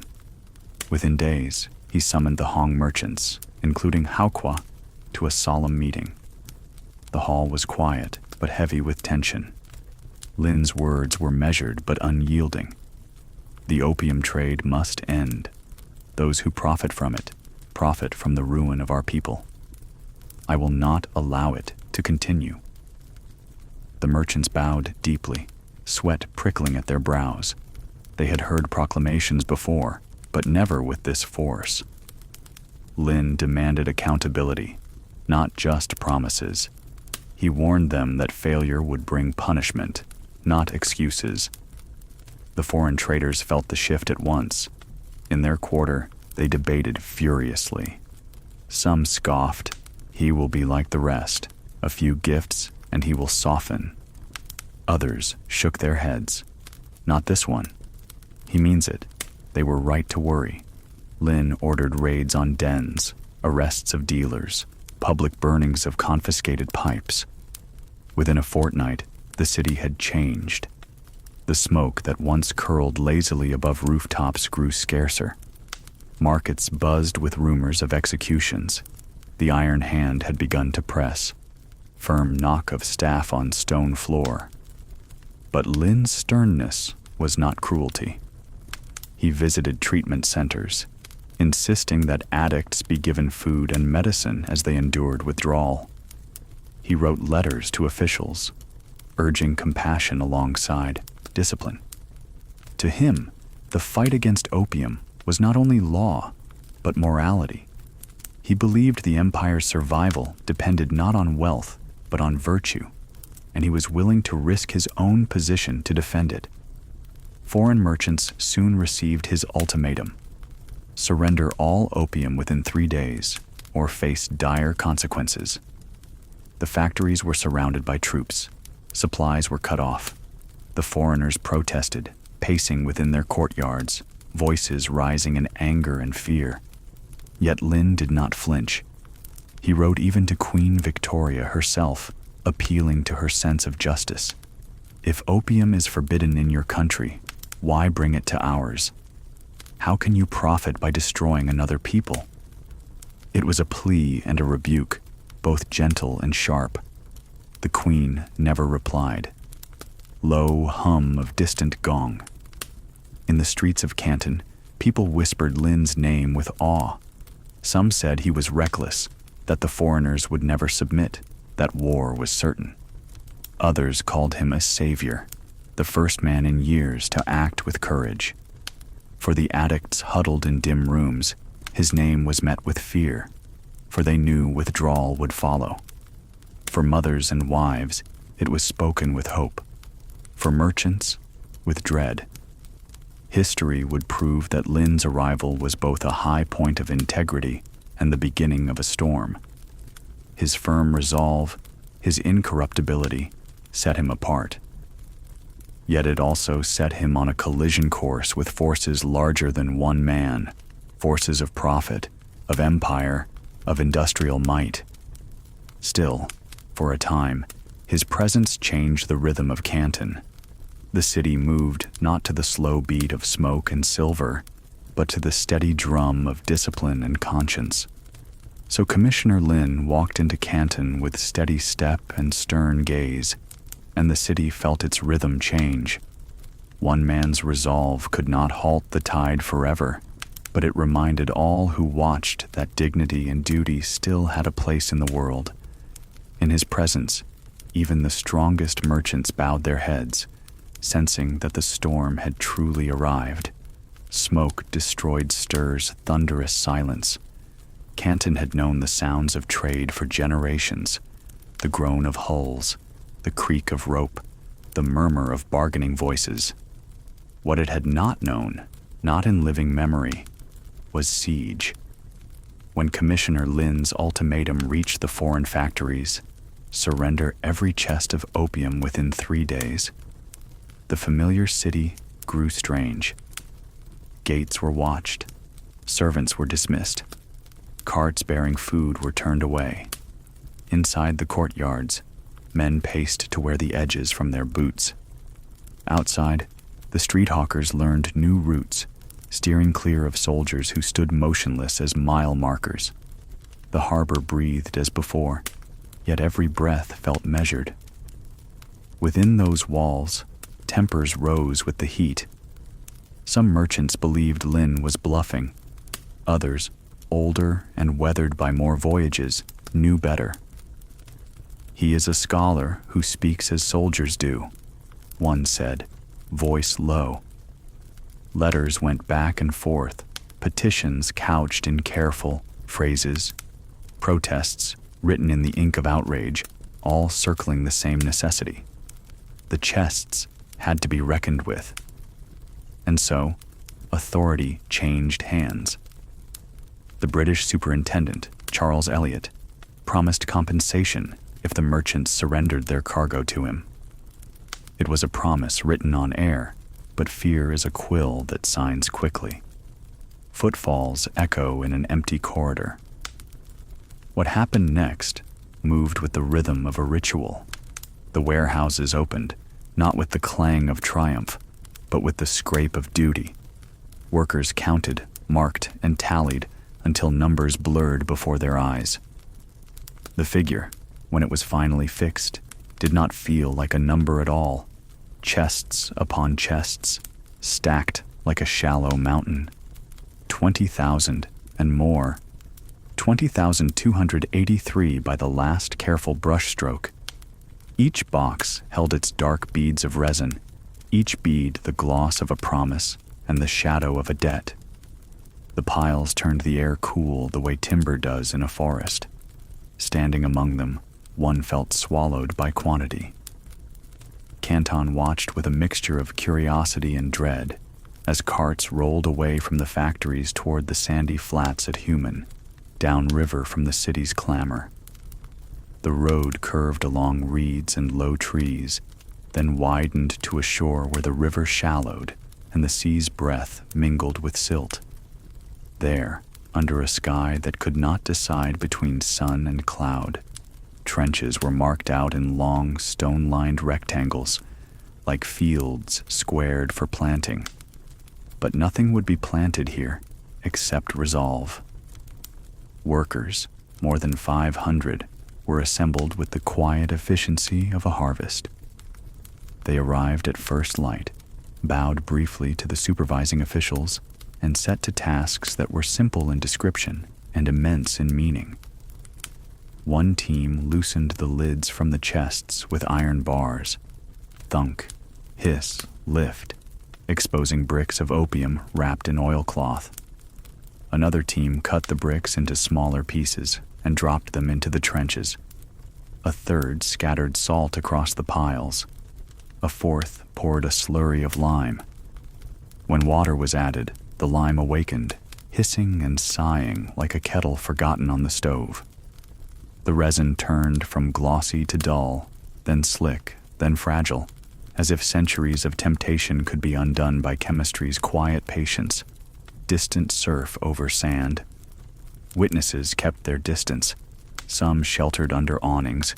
Others stood bareheaded, hands behind their backs, faces impassive by force of habit. Close by, Commissioner Lin observed with the steadiness of a surveyor. He did not shout. He did not pose. He simply watched and made notes. The hour work began. The count of chests that day, the depth of each trench, the ratio of salt to lime to water. The record would travel north in a neat hand, saying plainly what poets would later try to say with taller words, that a nation, cornered, chose a hard virtue. Across the water, foreign ships rode at anchor, their decks lined with men peering through spyglasses. Some were outraged at the spectacle, pale with indignation. Some were simply stunned to see wealth, so carefully acquired, dissolved in a gray soup and swept back into the river like an insult rinsed from a doorstep. A few, to their own surprise, felt something like relief, as if a fever had broken and left the body chilled but clear. Profit argues loudly. Conscience prefers to whisper. Between them, the wind carried only the soft sibilance of lime at work. The process went on, hour after hour, day after day. The labor was repetitive, even numbing, and perhaps that was its power. Temptation delights in novelty. Discipline often looks like routine. Break the chest, cut the brick, salt, lime, water. Stir with poles until the paste loses its shape. Open the sluices to let the fouled mixture trickle down into the tidal shallows, thin itself in the restless water, and disappear. In the beginning, the workers moved cautiously, as if expecting the dusk to bring a countermanding order. A sudden halt. By the third day, their motions synchronized into a choreography. Lift, tip, crumble, wash. Rumors drifted at the edges of the scene like gulls. Some said the merchants had offered Lin a fortune if only he would store the opium rather than destroy it. Others insisted that clever men had swapped a portion of the chests before surrender, keeping their best bricks hidden upriver. The truth, likely, was less dramatic. Fear had forced their hands, and the scale of the operation left little room for smuggling's precision. In any case, the trenches kept filling, and the river kept taking what the empire returned. Wind flutters a silk banner. Haokwa came once, or so it was said, and stood unremarked among minor officials. If he did, he kept his features still, the way a man does when weighing a sum too large to count aloud. His fortune, like many fortunes, rose on the river's traffic. His future, like many futures, would be shaped by the way this day was remembered. To one side of him, an assistant whispered the current tally and asked whether a letter should be dispatched to partners overseas. Haokwa's reply, if he offered one, was too soft for the wind to carry. Lin's men kept order with a restrained hand. They permitted no jeers, no songs of triumph, no insults for those whose wealth was dissolving with the resin. This was not a festival, not a victory parade. It was, in his mind, a correction. Now and then, he walked the length of the trenches, inspecting the mixture, ensuring that under no pretext could the paste be scraped, dried, and reclaimed. Salt clouded the surface like frost. Lime bit through the pride of the bricks. Water did the rest. Chemistry, indifferent to rhetoric, kept its promise. On the 8th day, a squall blew in from the estuary, tossing the river into small fists of gray water. The men worked on through the rain, cloaks plastered to their backs, the trench bottoms turning to slick clay. When the storm passed, the light returned cleaner than before, and someone remarked, not unkindly, that the sky seemed newly washed, as if grateful for the work below. On the 12th day, a minor accident. A laborer stumbled and fell waist-deep into the activated lime, scrambling out with a cry.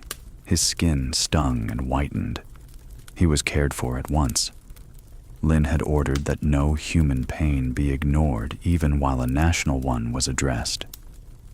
By the 17th day, the rhythm had shaped even the thoughts of those who watched. A missionary who had feared and loathed the trade found himself murmuring a prayer that those whose wealth now vanished might be spared bitterness and turn to something cleaner. A clerk from a foreign firm, stunned by the arithmetic of loss, counted the men at work and multiplied their wages in his head, as if numbers could offer a handhold on a moral cliff. A boatman anchored nearby told his son, in a voice pitched for memory, that he must learn to steer when tides ran crosswise. This was such a tide. Distant gong, slow and even. On the 23rd day, the last chest was opened. The hour was noted. The paste hissed and went to water. The trenches, once storehouses of temptation, were rinsed until only the smell of lime remained. The tools were gathered. The men washed their hands in the river, rubbing thumb and forefinger together to remove the last stickiness, and stood for a moment looking out at the current. It is a human thing, at the end of difficult work, to wait and see whether the world notices. The world, as always, moved on. Reeds leaned. A white bird lifted. The tide drew breath. Lynn sealed his report with the red stamp that made such acts part of the Empire's record. The contraband destroyed, the instructions followed, the people spared from further injury. For now. He added a caution for the throne. Power abroad would gnash its teeth. Canton must harden its defenses. Vigilance must not sleep merely because the lamps had burned late for 3 weeks. His language was plain, even humble. He knew he had struck a great blow, and also that blows invite answers. In the factories, where rooms had once smelled of oil and ledger ink and something sweeter, silence thickened. Even men who despised Lynn's methods could not deny his method's success. Their property, as they named it, was gone beyond salvage. Some wrote letters that night, the nibs of their pens scratching at paper like insects at screens. They explained losses, pleaded compensation, hinted at future measures. Between the lines ran a single emotion disguised as many: humiliation. The people of Canton spoke cautiously of what they had seen. A fruit seller described trenches that smoked like winter breath. A boatman said the river had looked whiter than usual. A boy remembered the steady way the workers lifted their poles, all facing the same direction, and wondered if that was what strength meant. Mothers repeated Lynn's name to their children, the way one repeats the name of a doctor who has set a bone without pity and without cruelty. What the city did not yet know, could not know, was how far the echo would travel. In London, frustration would be hammered into policy. The loss would wear a uniform and sail back across the world in iron. But on that shore at Human, the day of destruction ended without cannons or flags or speeches. only the strangest quiet settled, a quiet that felt like space made ready for whatever must come next. Low wind moving over flat water. So the chests were opened and emptied, the trenches salted and washed, the river given back what greed had gathered. Canton exhaled, not in relief, but in recognition. A great weight had been lifted, and another, unseen, had been set down. The work was thorough, the silence deeper, and history, watching from the tide's edge, marked the place where smoke met water and began to change its shape. Whispers of distant guns unsettled Canton's nights. In the weeks after the last trench at Human was washed clean, the city felt both lighter and heavier. The acrid tang of smoke that had haunted the alleys was noticeably dimmer. Families said the air smelled fresher, even if hunger and worry lingered. But just as relief began to stir, another kind of unease crept into the talk of Canton. Not the whisper of pipes behind closed shutters, but the whisper of ships beyond the horizon. Rumors travel quickly in port cities. Sailors in taverns swap more than drinks. They trade stories, half-truths carried across oceans. And so, Canton's tea houses soon buzzed with the same question. Would Britain let this insult stand? The loss of 20,000 chests of opium, destroyed not by storm or accident, but by deliberate command, was too large to be forgotten. Some whispered that Parliament itself was in uproar, that merchants in London clamored for redress, that warships were even now being readied. Others dismissed it as tavern talk, nothing more. Yet each telling made the rumor heavier, more plausible. Low murmur of voices in a crowded tea house. The merchants of Canton read the signs in ledgers as much as in gossip. Silver, once flowing into the city, had slowed to a trickle. Ships anchored offshore carried little but empty holds and restless crews. Profits that once justified risks seemed to evaporate in the humid air. When money grows thin, patience grows thinner still. And in those days, men's patience was frayed. For ordinary families, the rumors felt like distant thunder, frightening but not yet close enough to alter daily tasks. A mother still rose before dawn to light the fire, to boil rice, to smooth her children's hair for school. A fisherman still mended his nets with rough twine, though his mind wandered to what might happen if warships barred him from the estuary. People tried to ignore the talk, but every evening someone repeated it again. The British would not forget. In the foreign quarter, the tension was sharper.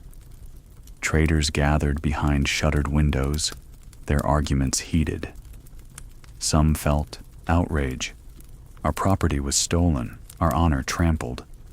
We must demand satisfaction. Others muttered caution. China is vast, its empire old. Do we truly want to provoke such a colossus? Yet even among the cautious, few doubted that London would act. They knew too well how profit speaks across oceans. Creak of ship timbers against current. Commissioner Lin continued his work with measured calm. He wrote reports to Beijing, copies of which circulated in hushed tones. Attics treated, pipes seized, dens shuttered. He knew better than to mistake silence for victory. In one letter he warned, "The barbarians, deprived of their profit, will gnash their teeth. We must prepare our shores." His words were plain, but they carried an edge. Yet in the imperial capital, where courtiers whispered flatteries to the throne, many still believed the empire's greatness alone would shield it. "Britain is small," one advisor told the emperor. "A single island dependent on our tea, they dare not test us." Such confidence was comforting, but comfort can blind. Meanwhile, Canton's streets revealed subtler changes. The price of rice crept upward. Copper coins seemed harder to come by. A bookseller noticed that fewer customers stopped to purchase scrolls. They were saving what silver they had. A scholar heard his students recite lessons with distracted eyes, minds wandering to rumors of cannons and ships. Even the children playing by the riverbanks mimicked war, drawing fleets in the sand with sticks, reenacting battles they had never seen. The idea of conflict had seeped into daily life like mist through a window crack. Soft roll of distant thunder. Foreign missionaries felt the shift too. Some wrote home that they feared for their safety, others that they hoped British arms might open China further to their faith. Letters sailed east and west, each page folded over a heart heavy with expectation. A single sentence repeated often, "Change is coming." The tone differed, some with dread, some with hope, but the rhythm was the same.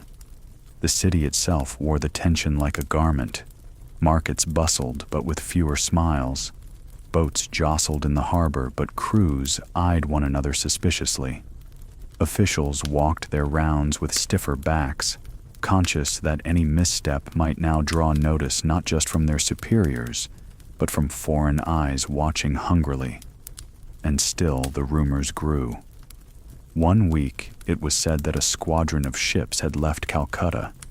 The next, that soldiers were drilling on the plains of India.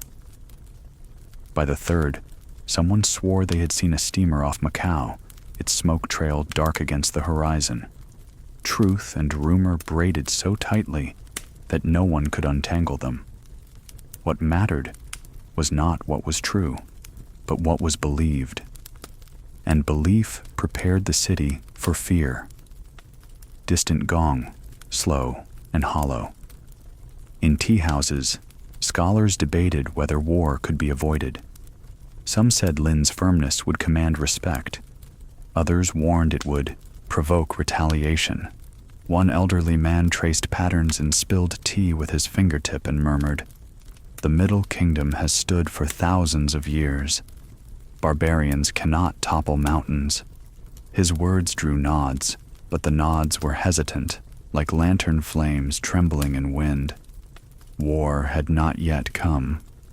The harbor still bustled, families still gathered for supper, children still ran barefoot in the alleys. But the quiet between moments grew heavier. People listened more closely to the sound of the river, as if expecting it to carry a new voice, the deep iron throat of foreign guns.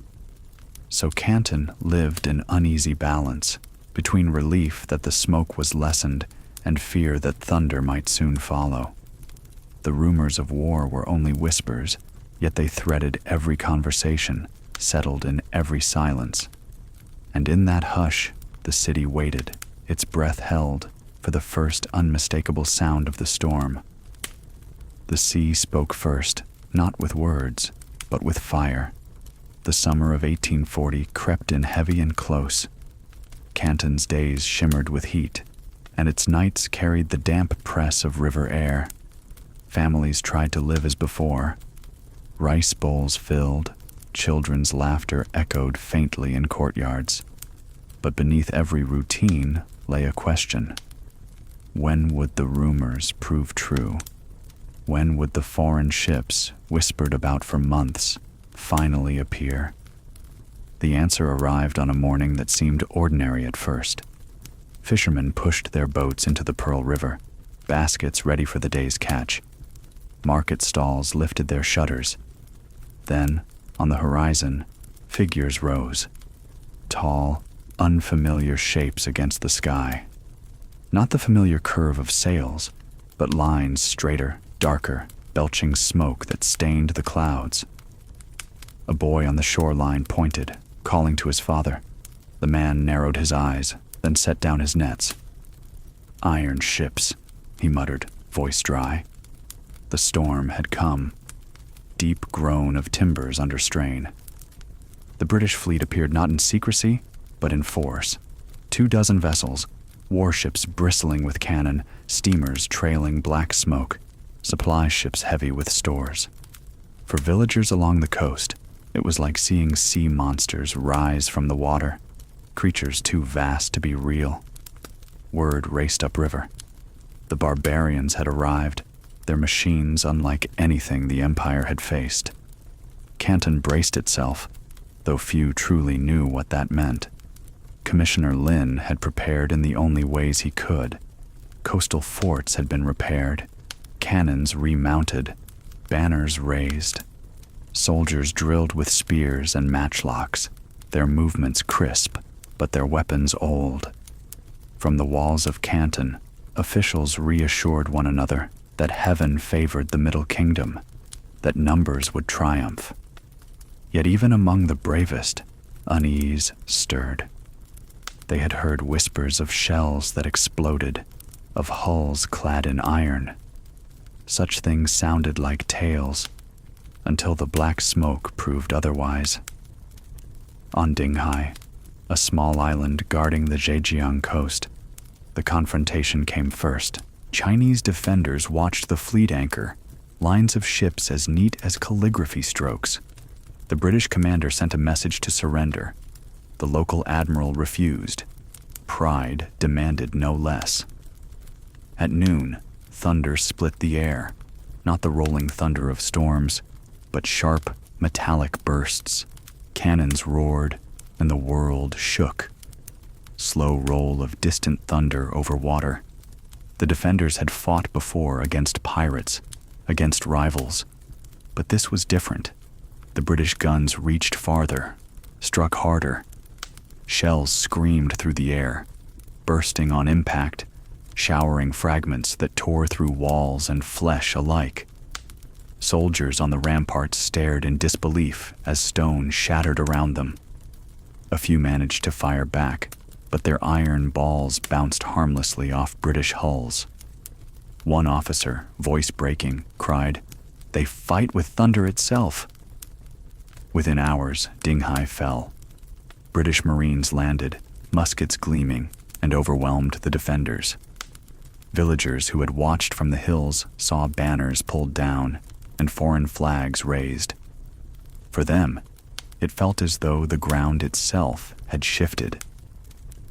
If a fortress could crumble so quickly, what chance had the rest of the empire? News traveled fast. In Canton, people whispered of the fall with disbelief. An island, small, unimportant, officials assured. It means nothing. But mothers looked at their sons differently. Merchants eyed their ships with doubt, and in every whisper, the truth grew. The empire faced an enemy it did not understand. Distant hum of drums along the river. In the days that followed, more clashes flared. At Kowloon, at the Bogue forts, British guns spoke, and Chinese walls shuddered. Time and again, defenders fought with courage, but were undone by weapons that seemed to belong to another age. Smoke rolled over harbors, blending with mist, while survivors carried tales inland, of ships that moved against the wind, of shells that split the air, of fire that leapt farther than arrows could dream. Commissioner Lin stood firm in reports to Beijing. He wrote of resistance, of soldiers who fought valiantly, of measures taken to guard the empire's honor. But between the lines, a sober truth bled through. This was not like any battle China had faced before. Courage could not bridge the gulf between wooden junks and steam-powered warships. In Canton itself, life carried on uneasily. Shops opened, lanterns glowed at night, yet every creak of a mast, every echo of gunfire from downriver reminded people that war had arrived. Foreign merchants walked the streets with guarded eyes, some triumphant, others uneasy. Chinese traders balanced their books with trembling hands, knowing each page might be overturned by the next cannon's roar. Soft clink of porcelain cups in a quiet tea house. One evening, in a narrow tea house by the river, a scholar spoke quietly to his companions. "We are not losing because we are weak of heart. We are losing because we did not look outward when the world was changing. Now the bill has come due." His words settled heavily, like ash. No one argued. Outside, a boat slipped along the water, its lantern swaying like a weary star. So the first shots rang across China's coast, echoing louder than any gong. Canton waited, caught between denial and dread, as the sea delivered its message in fire and iron. The war had begun, not with shouts, but with thunder rolling over water, reminding all who heard that a new age had arrived. A city's pride bends quietly before the weight of iron. Canton, for centuries the proud jewel of the southern coast, had always been noisy. Even before dawn, the harbor's pulse began. Ropes creaked, merchants shouted, the air thrummed with the rhythm of trade. By mid-morning, silk bolts were lifted, tea packed tight in chests, silver clinked as deals were struck. The city breathed commerce as naturally as lungs draw breath. Yet in 1841, a different kind of sound pressed upon Canton's ears, the deep, echoing thunder of guns that came from the river mouth. At first, people told themselves it was far away. The forts at the Bogue stood strong, built to guard the approach with heavy cannon. Surely those walls, thick and ancient, would hold. But within days, word swept upriver like smoke. The forts had fallen. British shells, bursting in clouds of iron and fire, had reduced stone bastions to rubble. Soldiers, brave but poorly armed, had been scattered, and now the ships, great hulks of iron and wood, belching smoke like dragons, were pushing closer to the city itself. Low rumble of cannon, fading into silence. Commissioner Lin urged calm. He ordered barricades built, soldiers drilled, banners raised. In reports to Beijing, he wrote of confidence. The empire stands firm. The barbarians cannot hope to shake the Middle Kingdom, but the faces of Canton's people told another story. Mothers hurried their children indoors when distant thunder rolled. Shopkeepers muttered of rising prices, hiding their silver deep within walls. Boatmen debated whether to risk the open river at all. Fear had entered the city like water seeping under a locked door, silent, persistent, unstoppable. When the British fleet appeared before the city's approaches, its black smoke trailing against the pale sky, the sight alone bent spirits. Steamers cut the current with ease, their cannons already run out. Chinese junks rowed bravely to meet them, their sails snapping, banners bright. But the battle was over before it began. Explosive shells struck, bursting among the wooden vessels. Flames licked canvas. Men leapt into the river. Survivors struggled to swim under the weight of armor and clothes, their cries carried on the wind. From the city walls, families watching clenched their fists in helpless horror. Soft crackle of distant flames. Inside Canton, officials debated frantically. Some urged continued resistance. We must not bow. The emperor commands it. Others counseled, caution.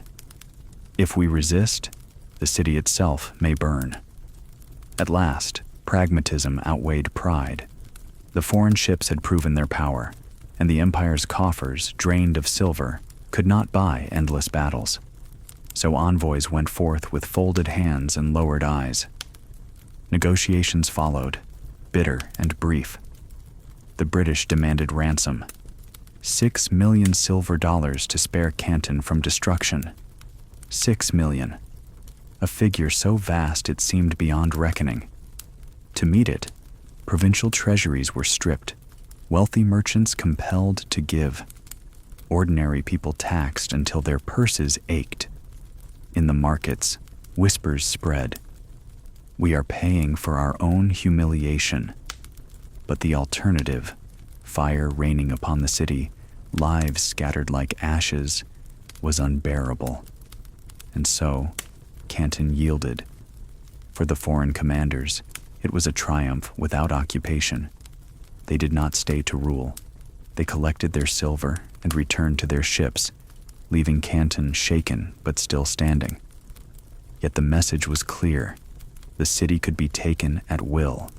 The ransom was not just silver, it was dignity, reputation, and the illusion of safety.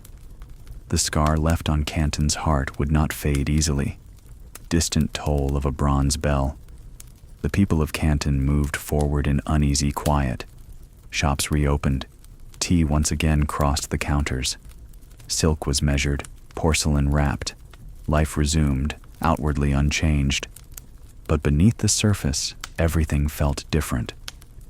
A fisherman rowing upriver shook his head at the sight of foreign ships anchored like watchful beasts.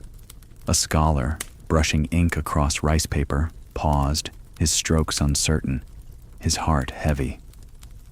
Mothers tucked their children into bed with lullabies tinged with sorrow, telling them to be strong, to remember that China had stood for thousands of years and would endure.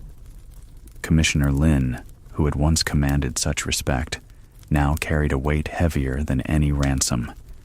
His efforts to stem the opium tide, his defiance against foreign traders, had won him the admiration of some and the enmity of others. When the emperor sought a scapegoat for the humiliation, Lin's name was whispered. Soon he would be recalled, dismissed from his post, exiled to distant provinces. His story was not over, but Canton's people felt the blow keenly. The one man who had dared to challenge the foreign poison was being punished for doing what conscience demanded. Flutter of banners in evening wind. Still, amid defeat, moments of resilience remained. Families gathered in courtyards, lighting small lamps as dusk fell. They spoke of ancestors who had survived invasions before, Mongols, Manchus, and reminded themselves that empires, like families, could bend without breaking. Children, too young to understand politics or war, played among shadows, their laughter carrying faint hope into the night. And above them, the stars continued their slow, patient arc, indifferent to battles and treaties, steady as they had been since before the first emperor wore his crown. So Canton, humbled but not destroyed, bent before the weight of iron and silver. Its pride was wounded, its people weary, yet life pressed on. In the hush that followed, one could almost believe the storm had passed. But history seldom stops at ransom. The river carried whispers of more ships, more guns, and deeper wounds yet to come. Fog of opium settles over lives, binding silver to smoke. The year was 1842, and though the guns had quieted for the moment, Canton, and all of China, was far from peace. The city had survived its ransom, paid dearly in silver, and breathed again, but the air was heavy with waiting. Along the waterfront, masts still swayed, but with a new rhythm. Foreign ships loitered with the confidence of victors. On quiet streets, people wondered aloud whether their world had shifted forever. The answer came not with another volley of cannon, but with ink pressed into parchment. In August, aboard the British ship HMS Cornwallis anchored near Nanking, a treaty was laid out, its pages neat, its words sharp as blades. It would be known as the Treaty of Nanking, but to Chinese lips, whispered with bitterness, it would become the first of the unequal treaties. Soft scrape of brush across paper. Representatives of the Qing court arrived with solemn faces, bearing the weight of humiliation, centuries in the making. These were men trained to bow before the emperor, not before merchants turned soldiers. Their robes, embroidered with dragons, seemed heavy with irony as they stepped into a cabin draped with British flags. Across the table, the British negotiators sat at ease, their posture casual, as if they were concluding an ordinary trade agreement rather than rewriting the fate of an empire. The terms were read aloud. 21 million silver dollars in indemnity to be paid in installments, an amount so vast it hollowed the treasuries before the first chest was counted. 5 ports to be opened to foreign trade: Canton, Amoy, Foochow, Ningpo, and Shanghai. British merchants would be free to live there, their rights protected not by Chinese law, but by their own. Extraterritoriality, a concept that placed them above local courts. And one island, small and rocky, dismissed by many as worthless, was ceded outright to Britain: Hong Kong. Low clang of a ship's bell. For the Chinese officials, the moment was unbearable. One delegate, it was said, turned away so his tears would not be seen. 2,000 years of imperial pride, broken not in battle, but in negotiation. Yet the seal was pressed, the treaty made binding. What had begun as a struggle to halt the flow of opium had ended with China's doors forced open wider, the very poison legalized by omission. In Canton, the news arrived slowly at first, then all at once. A scholar unrolled a copy of the treaty and read aloud in disbelief. Merchants crowded around, muttering over the clauses. Some grasped immediately what it meant. Their world would never be the same. Foreigners would not only trade but live among them, governed by foreign laws. Chinese sovereignty, once absolute, was fractured. For the British, the treaty was celebrated as reasonable, even restrained. "We might have taken more," Sir Henry Pottinger, the negotiator, declared with satisfaction. In London, the victory was toasted as a triumph of trade and naval power. But in Canton's tea-houses, the word most often heard was humiliation. Quiet murmur of voices fading into silence, and the opium. Far from being checked, its trade swelled in the treaty's shadow. Ships unloaded crates in broad daylight now, their captains unconcerned. Dens multiplied in alleys and along rural roads. Addiction seeped into every level of society. Dock workers slumped over pipes, clerks neglected their ledgers. Even officials, sworn to uphold the law, succumbed to its haze. A farmer's wife in the countryside wept as her husband sold the last of their land to feed his craving. A scholar, once sharp, stumbled through examinations, his mind clouded. The poison had become not just contraband, but currency. Taxes soared to pay the indemnity. Provincial officials scoured villages for coin, sometimes stripping even the poor of their cooking pots. Families sold heirlooms, jewelry passed down for generations. Some sent sons across the sea as laborers to raise money. In markets, the resentment was palpable. "We pay," one vendor muttered, "for the foreigner's smoke." Distant toll of a temple bell. Meanwhile, new treaty ports awoke to a strange transformation. In Shanghai, where muddy lanes once carried handcarts, broad boulevards were cut, lined with foreign banks and warehouses. Flags from half the world's powers fluttered above the waterfront. Within the foreign concessions, British policemen patrolled, immune to Chinese law. If a foreign sailor killed a local man, he would be judged by his own consul, often with a token sentence. The injustice was plain, and it cut deep.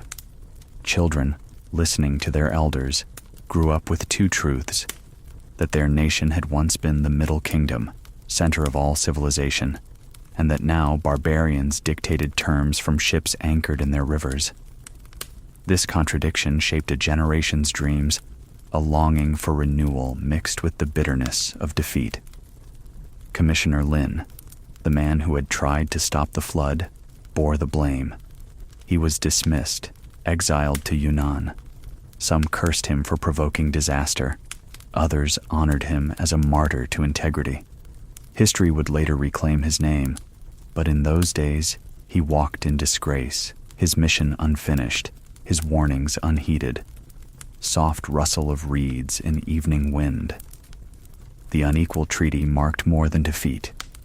It marked the beginning of a century in which China's sovereignty was carved away piece by piece. Britain had set the pattern, and soon other powers would demand their share. Yet in the quiet of Canton's courtyards, families still lit lamps at dusk, still boiled rice, still sang lullabies. Life bent but did not break, and in that endurance lay a stubborn hope, unspoken but steady. So the treaty was signed, and silver flowed outward, while smoke drifted inward. Canton lived on, changed and chastened, its people caught between memory of greatness and the reality of humiliation. The ink on the page had dried, but its shadow would stretch for generations. As lamps dim, history whispers of endings that are never final. Night had always come gently to Canton, its harbor lights flickering across the water, lanterns glowing like scattered stars in alleys and courtyards. But in the years after the treaties, that night seemed heavier. The air still carried the sweet tang of opium smoke curling from hidden rooms, but it also carried something quieter, harder to name, a weight of memory, a grief that settled over a people who had seen their pride bent. The British ships no longer needed to fire their cannons to command respect. Their flags flew openly above warehouses in Shanghai. Their clerks strolled through foreign concessions with an ease that rankled but could not be denied. Canton itself bore the marks of surrender, a city that had paid dearly to survive, still bustling, still alive, but subdued. The empire, once the Middle Kingdom, had entered what people began to call, in hushed tones, the century of humiliation. Soft creak of a lantern swaying in the breeze, yet life, stubborn as river reeds, pressed on. Families still gathered at twilight, bowls of rice steaming, tea poured with careful hands. Mothers still sang lullabies to restless children. Old men still gathered in tea houses, their voices low, speaking of how things had been, of victories long past, of ancestors who endured worse. Memory, as much as food, kept them alive. Commissioner Lin, far away in exile, remained a name on people's lips. Some cursed him for his unbending resolve. Others whispered his praises, calling him the last honest man of his time. His figure lingered like a lantern seen across water, distant, steady, a reminder that integrity had not wholly vanished, even if it had been punished. History would, in time, restore him as a hero, but in those years, he was simply absent, a silence where once there had been thunder. And the opium, oh, the opium still flowed. What had been hidden became brazen, unloaded in broad daylight under the watch of foreign guards. Addiction spread farther inland, past fields and rivers, past temples and palaces. A scholar in a remote town slumped over his scrolls, unable to finish his lines. A farmer pawned his last tool for a pipe. A merchant, once proud, stumbled through markets, pockets empty. The poison had been woven into the fabric of life, thread by thread. Low toll of a distant temple bell. But even in this darkness, sparks glimmered. A new generation of thinkers began to question, to write, to dream of renewal. They asked whether China must always bend, whether its greatness was gone forever, or simply sleeping. In tea houses, young men argued, voices rising not with anger but with longing. In villages, elders told stories of dynasties past, how empires fell and rose again. History itself became a quiet comfort. If the Middle Kingdom had endured Mongols and Manchus, might it not one day endure barbarians from across the sea? By the late 19th century, more storms would come. The Taiping Rebellion, the Boxer Rising, the Second Opium War, but those belong to another night's tale. For now, The first chapter closed with a people wounded, humbled, yet unbroken. They lived in the shadow of smoke and silver, but they still lived, and in their endurance lay the seed of what might come after. Soft crackle of a candle burning low. So as we leave Canton's harbor, let us imagine the quiet at day's end. Merchants shuttering their stalls, families blowing out lamps one by one, the river carrying away whispers, smoke curling upward into the dark, a nation caught between memory and future, between defeat and hope. And here, dear listener, we let the candlelight fade.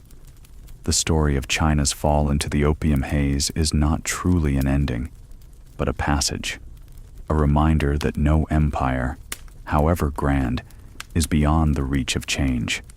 Night has fallen, but morning will come, as it always does. May your own eyes close gently now, drifting toward rest, carrying with you the quiet knowledge that history bends, but life endures. Sleep well. What once was learned in quiet struggle, today is taught in quieter ways. There is something gentle in remembering, something that settles into the bones like the slow warmth of tea. We have wandered through Canton's harbors and tea houses. We have seen the shadows of treaties and smoke, and we have listened to the echo of cannons that once shattered the silence of riverbanks. Now let us step away from the clang of history's iron and turn toward its softer lessons, the way life was taught long ago, and the way we learn now. In the days of the Qing, wisdom was not delivered quickly. A child sat cross-legged on a bamboo mat, the air heavy with ink and wood smoke. He repeated lines of the analects again and again until the words etched themselves into his tongue, his mind, his very breath. There were no shortcuts, no printed pages at every corner shop. A family might own only one set of books, passed down from grandfather to father to son, worn smooth from hands turning the same fragile paper. Learning was discipline, patient as the slow turning of seasons. Soft shuffle of pages turning slowly. The world today could not feel more different. Knowledge leaps onto glowing screens, and what once took hours of careful copying now arrives in seconds, summoned by the tap of a finger. Lessons are shorter, sharper, tailored to restless eyes. We do not recite under candlelight. We scroll under electric lamps, or even under the quiet hum of a phone held in bed. The pace of life has changed, and, with it, the way wisdom is carried. And yet, as I sit with this thought, I wonder if the essence is so different. Then, as now, people yearned to understand their place in the world. Then, as now, families worried for the next generation, hoping to pass on something sturdier than coin or cloth. The tools have changed, from bamboo slips to printed volumes, from worn scrolls to digital libraries, but the yearning remains the same. Wind chime sways gently in a night breeze. Life in old Canton taught through patience and ritual. A child learned respect by bowing low before elders, by carrying tea with steady hands, by sweeping the courtyard before dawn. Today, our lessons are less ceremonial, but no less pressing. Learning to manage the rush of time, to balance voices from every corner of the world, to find stillness amid noise. Where once the lesson was restraint, now it may be discernment, knowing which voices to heed among so many. And here lies a picture worth pausing over. Imagine the scholar of 1830 bent over his scroll, lips moving silently, his world bounded by bamboo walls and the rise of a single empire. Now imagine the student of today, earbuds in, eyes glowing with the light of 1,000 worlds at once, his horizon endless, his challenge no longer scarcity, but abundance. Both are students. Both wrestle with the same desire, to take what is before them and turn it into wisdom that lasts. Soft hum of a night insect chorus. So perhaps, dear listener, the contrast is not meant to divide, but to remind. What feels old and slow may still have lessons for us. The gift of patience, the comfort of rhythm, the quiet of repetition. And what feels modern and hurried carries its own teaching. The courage to sift, to choose, to find balance in abundance. As you rest tonight, hold that image of two students, one by candlelight, one by screen glow. Different ages, different tools, yet the same longing. And if you found this story gentle and worth continuing, remember to subscribe, so that when we turn the page to the next part, you'll be here to walk with me again through history's soft corridors. Hands once learned by seasons. Today they learn by signals and screens. In the old courtyards of Canton, work began before the sun decided what kind of day it would be. A boy woke to the hush of his mother grinding rice, to the soft whisper of a broom across brick, to a father tying a sash with unhurried fingers. Labor unfolded like a familiar prayer. The fisherman checked his nets by touch. The silk merchant opened his shutters with 2 careful pulls. The porter tested a bamboo pole across his shoulder and felt the day's weight in advance. Nothing was instant. Even haste moved at the pace of feet. Soft broom on stone in early light. Wealth in those days looked like safety. Not a number dancing in a glowing rectangle, but a store of rice sealed against damp, a bolt of silk wrapped in oil paper, a daughter's dowry coins stitched into a hem. Silver had its own gravity, heavy in the hand, cool against the skin, counted twice and then again, because weight and shine were the only audits that mattered. A family measured prosperity by winter. If the stove burned steady and no one went thin, they considered themselves blessed. Guilds kept the habits of craft like old maps. A boy apprenticed to a carpenter watched before he touched, carried before he cut. He learned the grain of wood with his fingertips, the patient mathematics of a joint that would not creak. The master corrected without spectacle. The shop smelled of shavings and resin and tea. When the boy, now older, took payment, he bowed, not to money, but to the reputation that would bring tomorrow's work. Wealth then was braided with honor. A ledger recorded coin. The neighborhood recorded character. Plainer whispers along cedar. The Hong merchants occupied another tier of the same ladder. Their rooms were wide, their robes fine, but their worry resembled the carpenter's, only scaled to fleets. They listened for the river the way farmers listened for rain. A late shipment could sour a season. A rumor about policy could shift a fortune. Their wealth lived openly in courtyards of carved stone and quietly in hidden boxes of silver, tucked against the risk of confiscation. They understood what every seller of oranges understood. Nothing you own is safe until next winter is fed. For most, work was the scaffold of dignity. A porter straightened his back not to display pride, but to brace for the day's balance. His skill was not small. He could coil a rope with one hand and never break a stride. At dusk, he counted copper on his palm like a rosary, saw his wife's face in the sum, and decided whether a sweet bun could be a small holiday. There was a softness to this thrift. No shame in enough. No need to make every coin shout. Street hawker's bell far away. Then came the poppy's shadow, and the arithmetic of work turned slippery. Men who measured cloth by finger widths began to measure evenings by pipes. Hands that once tied efficient knots learned to shake. Silver that kept stoves burning learned to vanish. We have walked that story already, quietly and at length. Here we only remember that a city's workforce is a living engine, and even the lightest grit, if sweet enough, can jam the cogs. Now turn the lantern toward today. The morning still begins, but the alarm is a rectangle that blinks even before the birds. Work wakes inside the palm. Messages queue overnight in little red circles. Markets open while coffee cools. Meetings gather faces from 3 continents into one flat page. The harbor is invisible. The tide is broadband.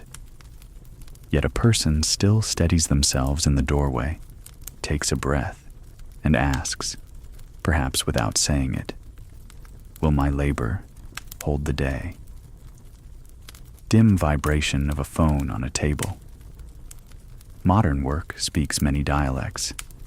There is the hum of offices, where keyboards rustle like rain and schedules tile the hours in neat, forgiving blocks. There is the lonesome grace of night shift nurses walking fluorescent corridors, bodies tuned to other people's emergencies. There is the improvisation of a gig worker, part courier, part cartographer, following arrows on a screen through a city that blooms and withers by hour. There is the careful insistence of a teacher keeping a small kingdom of attention alive through 2 panes of glass, the window and the webcam. Wealth now is a changing picture. Some keep it in indexes and funds, stories told by fractions. Others in second jobs and late invoices, stories told by patience. A portfolio can rise on a rumor and fall on a glance. Numbers wear moods. They glow midnight green or warning red. In earlier centuries, scarcity taught the value of each coin. Today, abundance teaches the value of each decision. Our grandparents saved string. We save passwords. Yet the hope underneath is old. To make a life that does not crack when winter knocks. Fan turning slowly in a quiet room. We measure achievement differently as well. Once, a craftsman knew himself by the weight of his tool and the signature of his work. A hinge that swung true. A chest whose lid closed with a sigh. Today, our handiwork travels without weight. Lines of code, lines of care in a medical chart, lines of empathy in a call resolved without escalation. The satisfaction still comes, but it is subtle. Less a visible beam in a temple roof than the quiet sentence. We solved it, said to no one, or to a cat, or to a late cup of tea. The speed of money has changed its temperature. Silver was cool and slow. It did not leap. It arrived. Digital coin moves hot and quick, arguing with itself in real time. The danger is not only loss, but dizziness. The feeling that one's worth is a number someone else can change from far away. Against this, people practice an older cure with new tools. A spreadsheet as a modern ledger. A budget as a bamboo fence against floods. The math is different. The meaning is not. A plan is still a promise you make to your future kitchen. Pages of a notebook turning under a lamp. What then have we traded away, and what have we gained? We have traded the visible ladder, apprentice, journeyman, master, for paths that branch like rivers, mid-career reinventions, returns to school after children, skills rebuilt on weekends. Flexibility is a gift with string attached. It can mean freedom or precarity, depending on whose hand is tugging. We have gained rooms that include more voices, steps that were once forbidden now trod by daughters and sons alike, ambitions declared without apology. The marketplace is bigger, the table is longer, the talk is louder. In the old city, reputation spread by footsteps. In the new, by links. A single review can pinch a month. A single kindness can set a ladder at someone's wall. We curate our storefront windows in places with no windows at all. The risk of masks is real. Work that looks like work but is mostly performance. Wealth that looks like wealth but is mostly borrowed light. Yet candor survives. We still know the sound of a person who did something difficult and did it well. The world may reward spectacle, families still reward reliability. Tea poured into a waiting cup. You might ask, as we sit here together, what lessons the quiet past offers to this restless present. I will answer in small things. Keep a craftsman's patience, even if your craft is invisible. Keep a porter's pride in balance. Carry the weight without letting it bend your heart. Keep a merchant's caution with easy gains that taste sweet and cost sleep. Keep a grandmother's habit of putting a little aside, not because disaster is certain, but because generosity is lighter when you have a pocket for it. And from the present to the past, we can send a few lessons back, as if time were a river that flows both ways. Teach yesterday about boundaries, how a day off keeps a week from crumbling. Teach it about sharing ladders. How many climb faster when the rungs are spaced for different strides? Teach it about meaning. That work which heals or teaches or mends is never small, even if no banner flies for it. Wind stirring a thin curtain. Wealth has always been more than coin.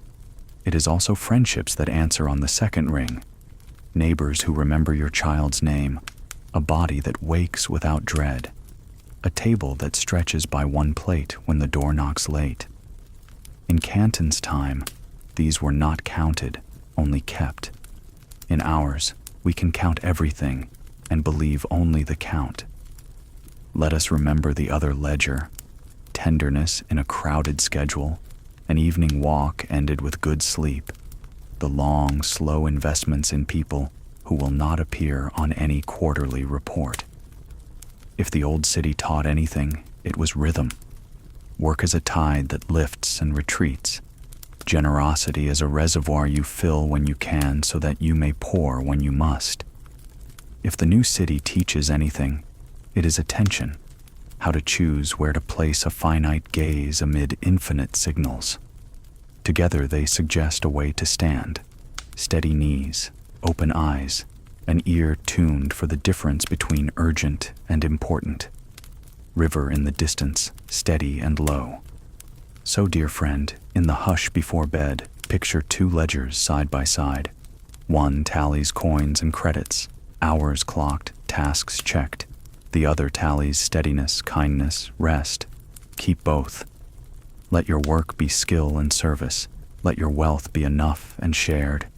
And if this gentle wandering between then and now feels like company you wish to keep, do subscribe, so the next part will find you where you are.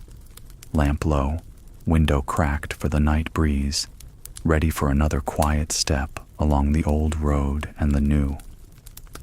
Kin once tied by duty, today we search for ties of choice. In Canton of centuries past, family was not a choice. It was the ground beneath your feet, the roof above your head, the reason you rose at dawn, and the reason you endured. A child's first lesson was obedience, not in cruelty, but in rhythm. Bow to the elders, listen before speaking, carry the tea tray with steady hands. Grandparents, parents, uncles, aunts, each had a voice in shaping the young. No one stood alone. Quiet clink of porcelain teacups. The family courtyard was a living school. Lessons came not from books, but from watching. A boy watched his father kneel before ancestral tablets and learned reverence. A girl watched her mother barter for vegetables in the market and learned persistence. Work was divided, but affection was shared. To dishonor your family was the greatest fear, and to bring them pride was the brightest joy. Bonds were stitched in ritual, festivals, ancestor rites, meals that brought every chair into use. Wealth, too, was measured by family strength. A dowry prepared quietly over years was a promise of continuity. A son's passing of examinations was a lantern raised for generations. Even in hardship, family was the net that caught the fallen. Brothers took shifts in fields. Cousins shared bowls of rice when harvests failed. The measure of love was not in words, but in sacrifice accepted without announcement. Soft rustle of silk robes in a courtyard breeze. Now turn to today. The bonds remain, but the shape is different. Distance has stretched them. Children live 3 cities away or 3 oceans. A grandmother who once lived in the same courtyard now hears her grandson's voice through a glowing screen, the conversation chopped by static but warmed by laughter. Families gather less often at one table, but when they do, the moment feels luminous, as if the very rarity is a spice. Duty has softened into choice. Where once a marriage was arranged with calculation, honor, alliance, survival, now affection often leads with its fragile, tender light.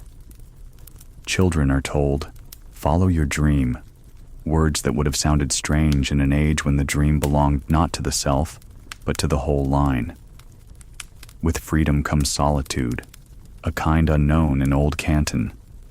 A daughter may live alone, her apartment neat with independence, yet some evenings she feels a loneliness her great-grandmother, crowded among kin, never knew. Faraway laughter of children at play. But solitude, too, has gifts. It teaches self-knowledge, a clarity that allows bonds of choice to form, friends who become siblings, colleagues who become family. In a modern city, one may feel both untethered and bound in new ways, ties woven not by blood, but by shared struggle. Families of the heart now stand beside families of lineage. Still, the old lessons whisper: respect for elders, patience with children, the endurance of sacrifice. These still matter, though expressed differently. A son who once carried water jars now sets aside money for his parents' medicine. A daughter who once wove silk now sends digital transfers, invisible but real. The gestures evolve, the intention remains. Soft tapping of rain on tile roof. Let us pause with an image. Picture a grandmother in 1830, her hands calloused from cooking, watching her family eat and feeling joy more nourishing than her own meal. Picture a grandmother today, hair silver, eyes bright with video call reflections, listening to her family laugh across distances. Both carry the same pride, the same quiet certainty that love is not lessened by sacrifice, only deepened. Modern life complicates loyalty. The demands of work, the speed of movement, the pull of individual dreams all strain the fabric. Yet even now, when illness strikes or celebration calls, the family net appears, stretched thin perhaps, but strong enough to hold. Tradition lives in the reunion dinner, in the stories repeated by an uncle for the 10th time, in the way a child listens with the same rapt gaze as generations before, gentle crackle of a hearth fire. So what is the contrast? Then bonds were constant, sometimes heavy, often unchosen but unbreakable. Now bonds are looser, sometimes fragile but voluntary, shaped by intention rather than command. Both hold beauty. One offers certainty, the other, freedom. Both ask the same of us, to tend what we are given, to honor what we choose, to see love not only in grand declarations, but in the small, steady acts that keep another from falling. As the night deepens, imagine those bonds, ancestral courtyards and modern apartments, crowded feasts and digital calls, threads stretching across time. They shift, they fray, they mend, but they endure. And if you wish to walk further with me through these quiet contrasts, do subscribe, so that the next reflection will find you where you are, resting, remembering, and ready to listen again. Evenings once ended in lantern glow. Today they fade in digital light. There is a kind of wisdom in how a people rest. It tells us what they believe matters after the tools are set down, after the market shutters, after the last bowl has been washed. In the Canton of long ago, Leisure was not a luxury as much as a rhythm, a returning tide, modest but essential. When the sun lowered itself behind tiled roofs and the cries of porters faded, families gathered in the courtyard. The air cooled, carrying with it the mingled scents of cooked rice and garden herbs, and laughter rose like smoke through the dusk. Soft chirp of night insects in the garden. Children ran barefoot under lanterns, chasing shadows that flickered against whitewashed walls. Their games required no toys, but imagination and the echo of footsteps. A circle of men unrolled mats, set down cups of tea, and debated the weather, the harvest, the edicts from Beijing. Women stitched quietly by lamplight, their fingers moving with muscle memory while their ears drank in stories and songs. Even leisure was threaded with purpose, repairs finished, lessons recited, neighbors visited. But there was joy, too, in the simplicity of togetherness, in the safe weight of routine. Festivals brought larger celebrations. The New Year's drums shook the air, lions danced through narrow alleys, and the river glittered with boats hung with lanterns like constellations brought down to water. Dreams were not whispered alone, but carried on the shoulders of community. A child might watch a kite rise in spring and imagine his own future rising with it, passing exams, bringing honor, keeping the family flame alive.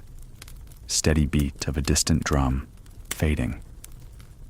Now imagine today's leisure. The courtyard has shrunk to the size of a glowing screen. A child plays a game that takes him across continents, not courtyards. A family shares dinner with half their attention elsewhere, each checking messages or following news that never stops flowing. Lanterns have been replaced by electric lights that burn without pause, so that even night is no longer an invitation to rest, but another canvas for productivity. Dreams, too, have shifted. Where once they were collective, success for the family, honor for the lineage, now they are often individual. A daughter dreams of travel, a son of art, another of wealth measured not in silver, but in freedom of choice.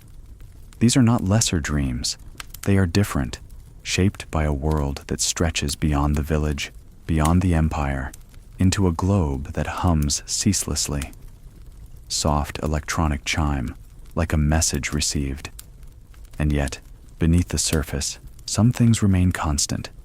People still long for pause, for laughter that does not demand purchase, for evenings where time stretches. In small ways, they recreate the courtyards of old. A group of neighbors sits on plastic chairs outside an apartment block, fanning themselves in summer twilight. A grandmother teaches her grandchild a song older than both of them.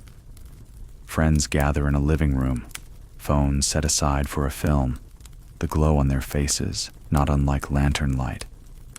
Leisure at its heart is still about presence, being there, together, for no reason except to share the moment.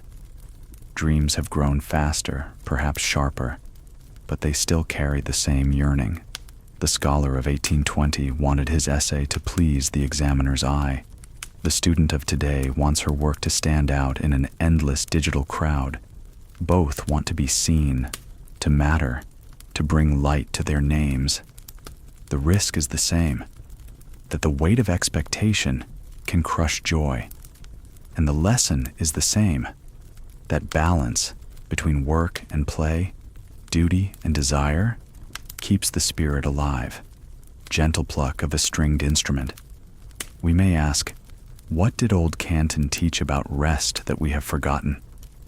Perhaps it taught that leisure need not be earned by exhaustion, that it could be folded into daily life like the folding of rice dumplings or the telling of tales before bed.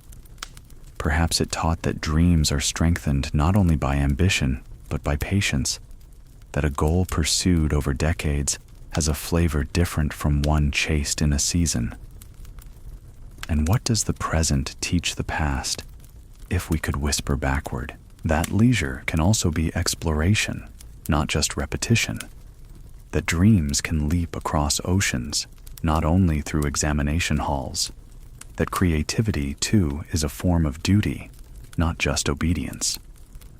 The modern world has stretched the horizon of what is possible, even as it frays the edges of calm, soft wind rattling bamboo blinds. So let us hold both lessons gently. From the past, the joy of simple evenings, the comfort of shared rituals, the grounding of collective dreams. From the present, the courage to dream differently, to rest in ways that are inventive, to seek balance in abundance. Neither world is complete without the other. As you lie back tonight, imagine lanterns glowing softly above a courtyard, children's laughter echoing against stone. Then imagine the quiet pulse of your own device dimming as you set it aside. Two lights, centuries apart, but both guiding us to rest. If you wish to wander further with me into these contrasts, do subscribe and let us keep walking together, softly, through the corridors of time. What once was whispered in temples is now sought in many voices of the world. Hope is the quietest of human needs, yet the strongest. It is the ember that glows after firewood burns low, the echo that lingers when the drum is silent. In Canton centuries ago, renewal was found in rhythm. The family swept their courtyard at dawn, not because dust would stay gone, but because sweeping itself was a promise. Life would continue, order would return, the sun would rise again. Soft brush of broom on stone. In the halls of scholars, renewal came in the shape of examinations. A boy might fail once, twice, even 10 times, but he sat again before the examiner's table, brush in hand, believing that effort stacked itself like bricks until a wall was complete. The temple bells told the same story, sound rolling out over rooftops, reassuring a city that whatever hardship had passed, heaven still listened, ancestors still watched. For farmers, renewal was in the fields. Rice would bend with the season, silkworms would spin, rain would fall when clouds were right. They endured lean years with the faith that plenty would come again. A single green shoot in spring was enough to promise that a family would eat come winter. That small sign of renewal carried whole households through despair. Quiet patter of spring rain. Now, in our time, renewal wears different clothes. It is seen in city lights that switch back on after a storm, in doctors who rise again for another shift, in schools rebuilt after flood or fire.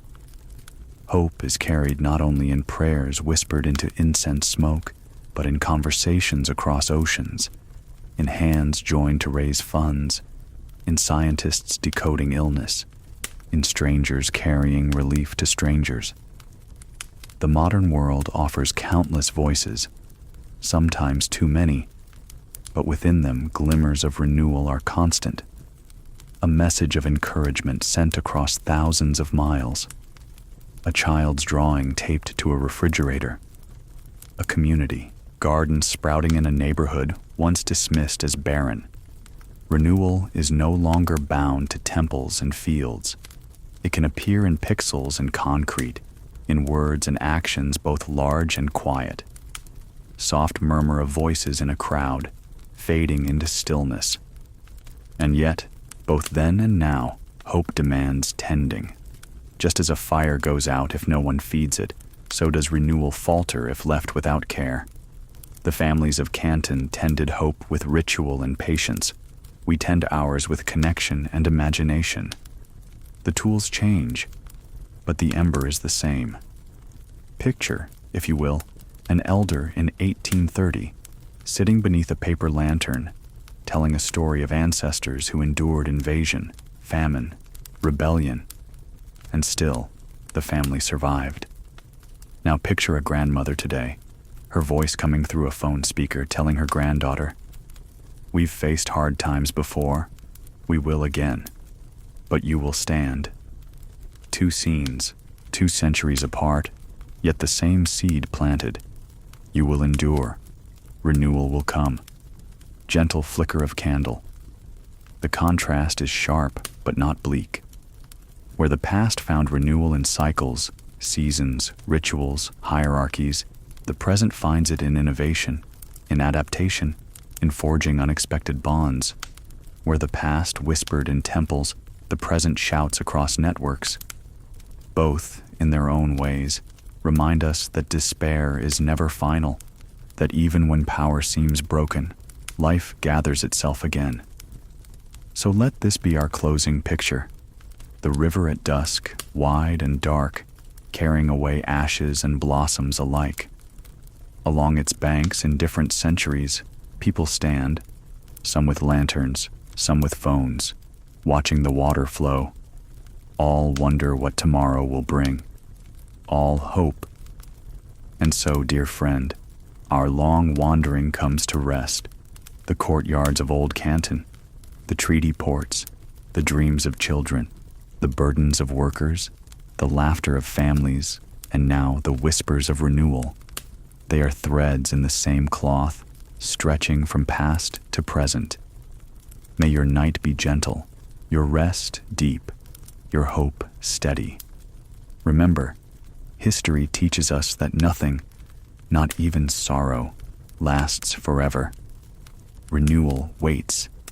Sleep well, and let tomorrow's light find you ready.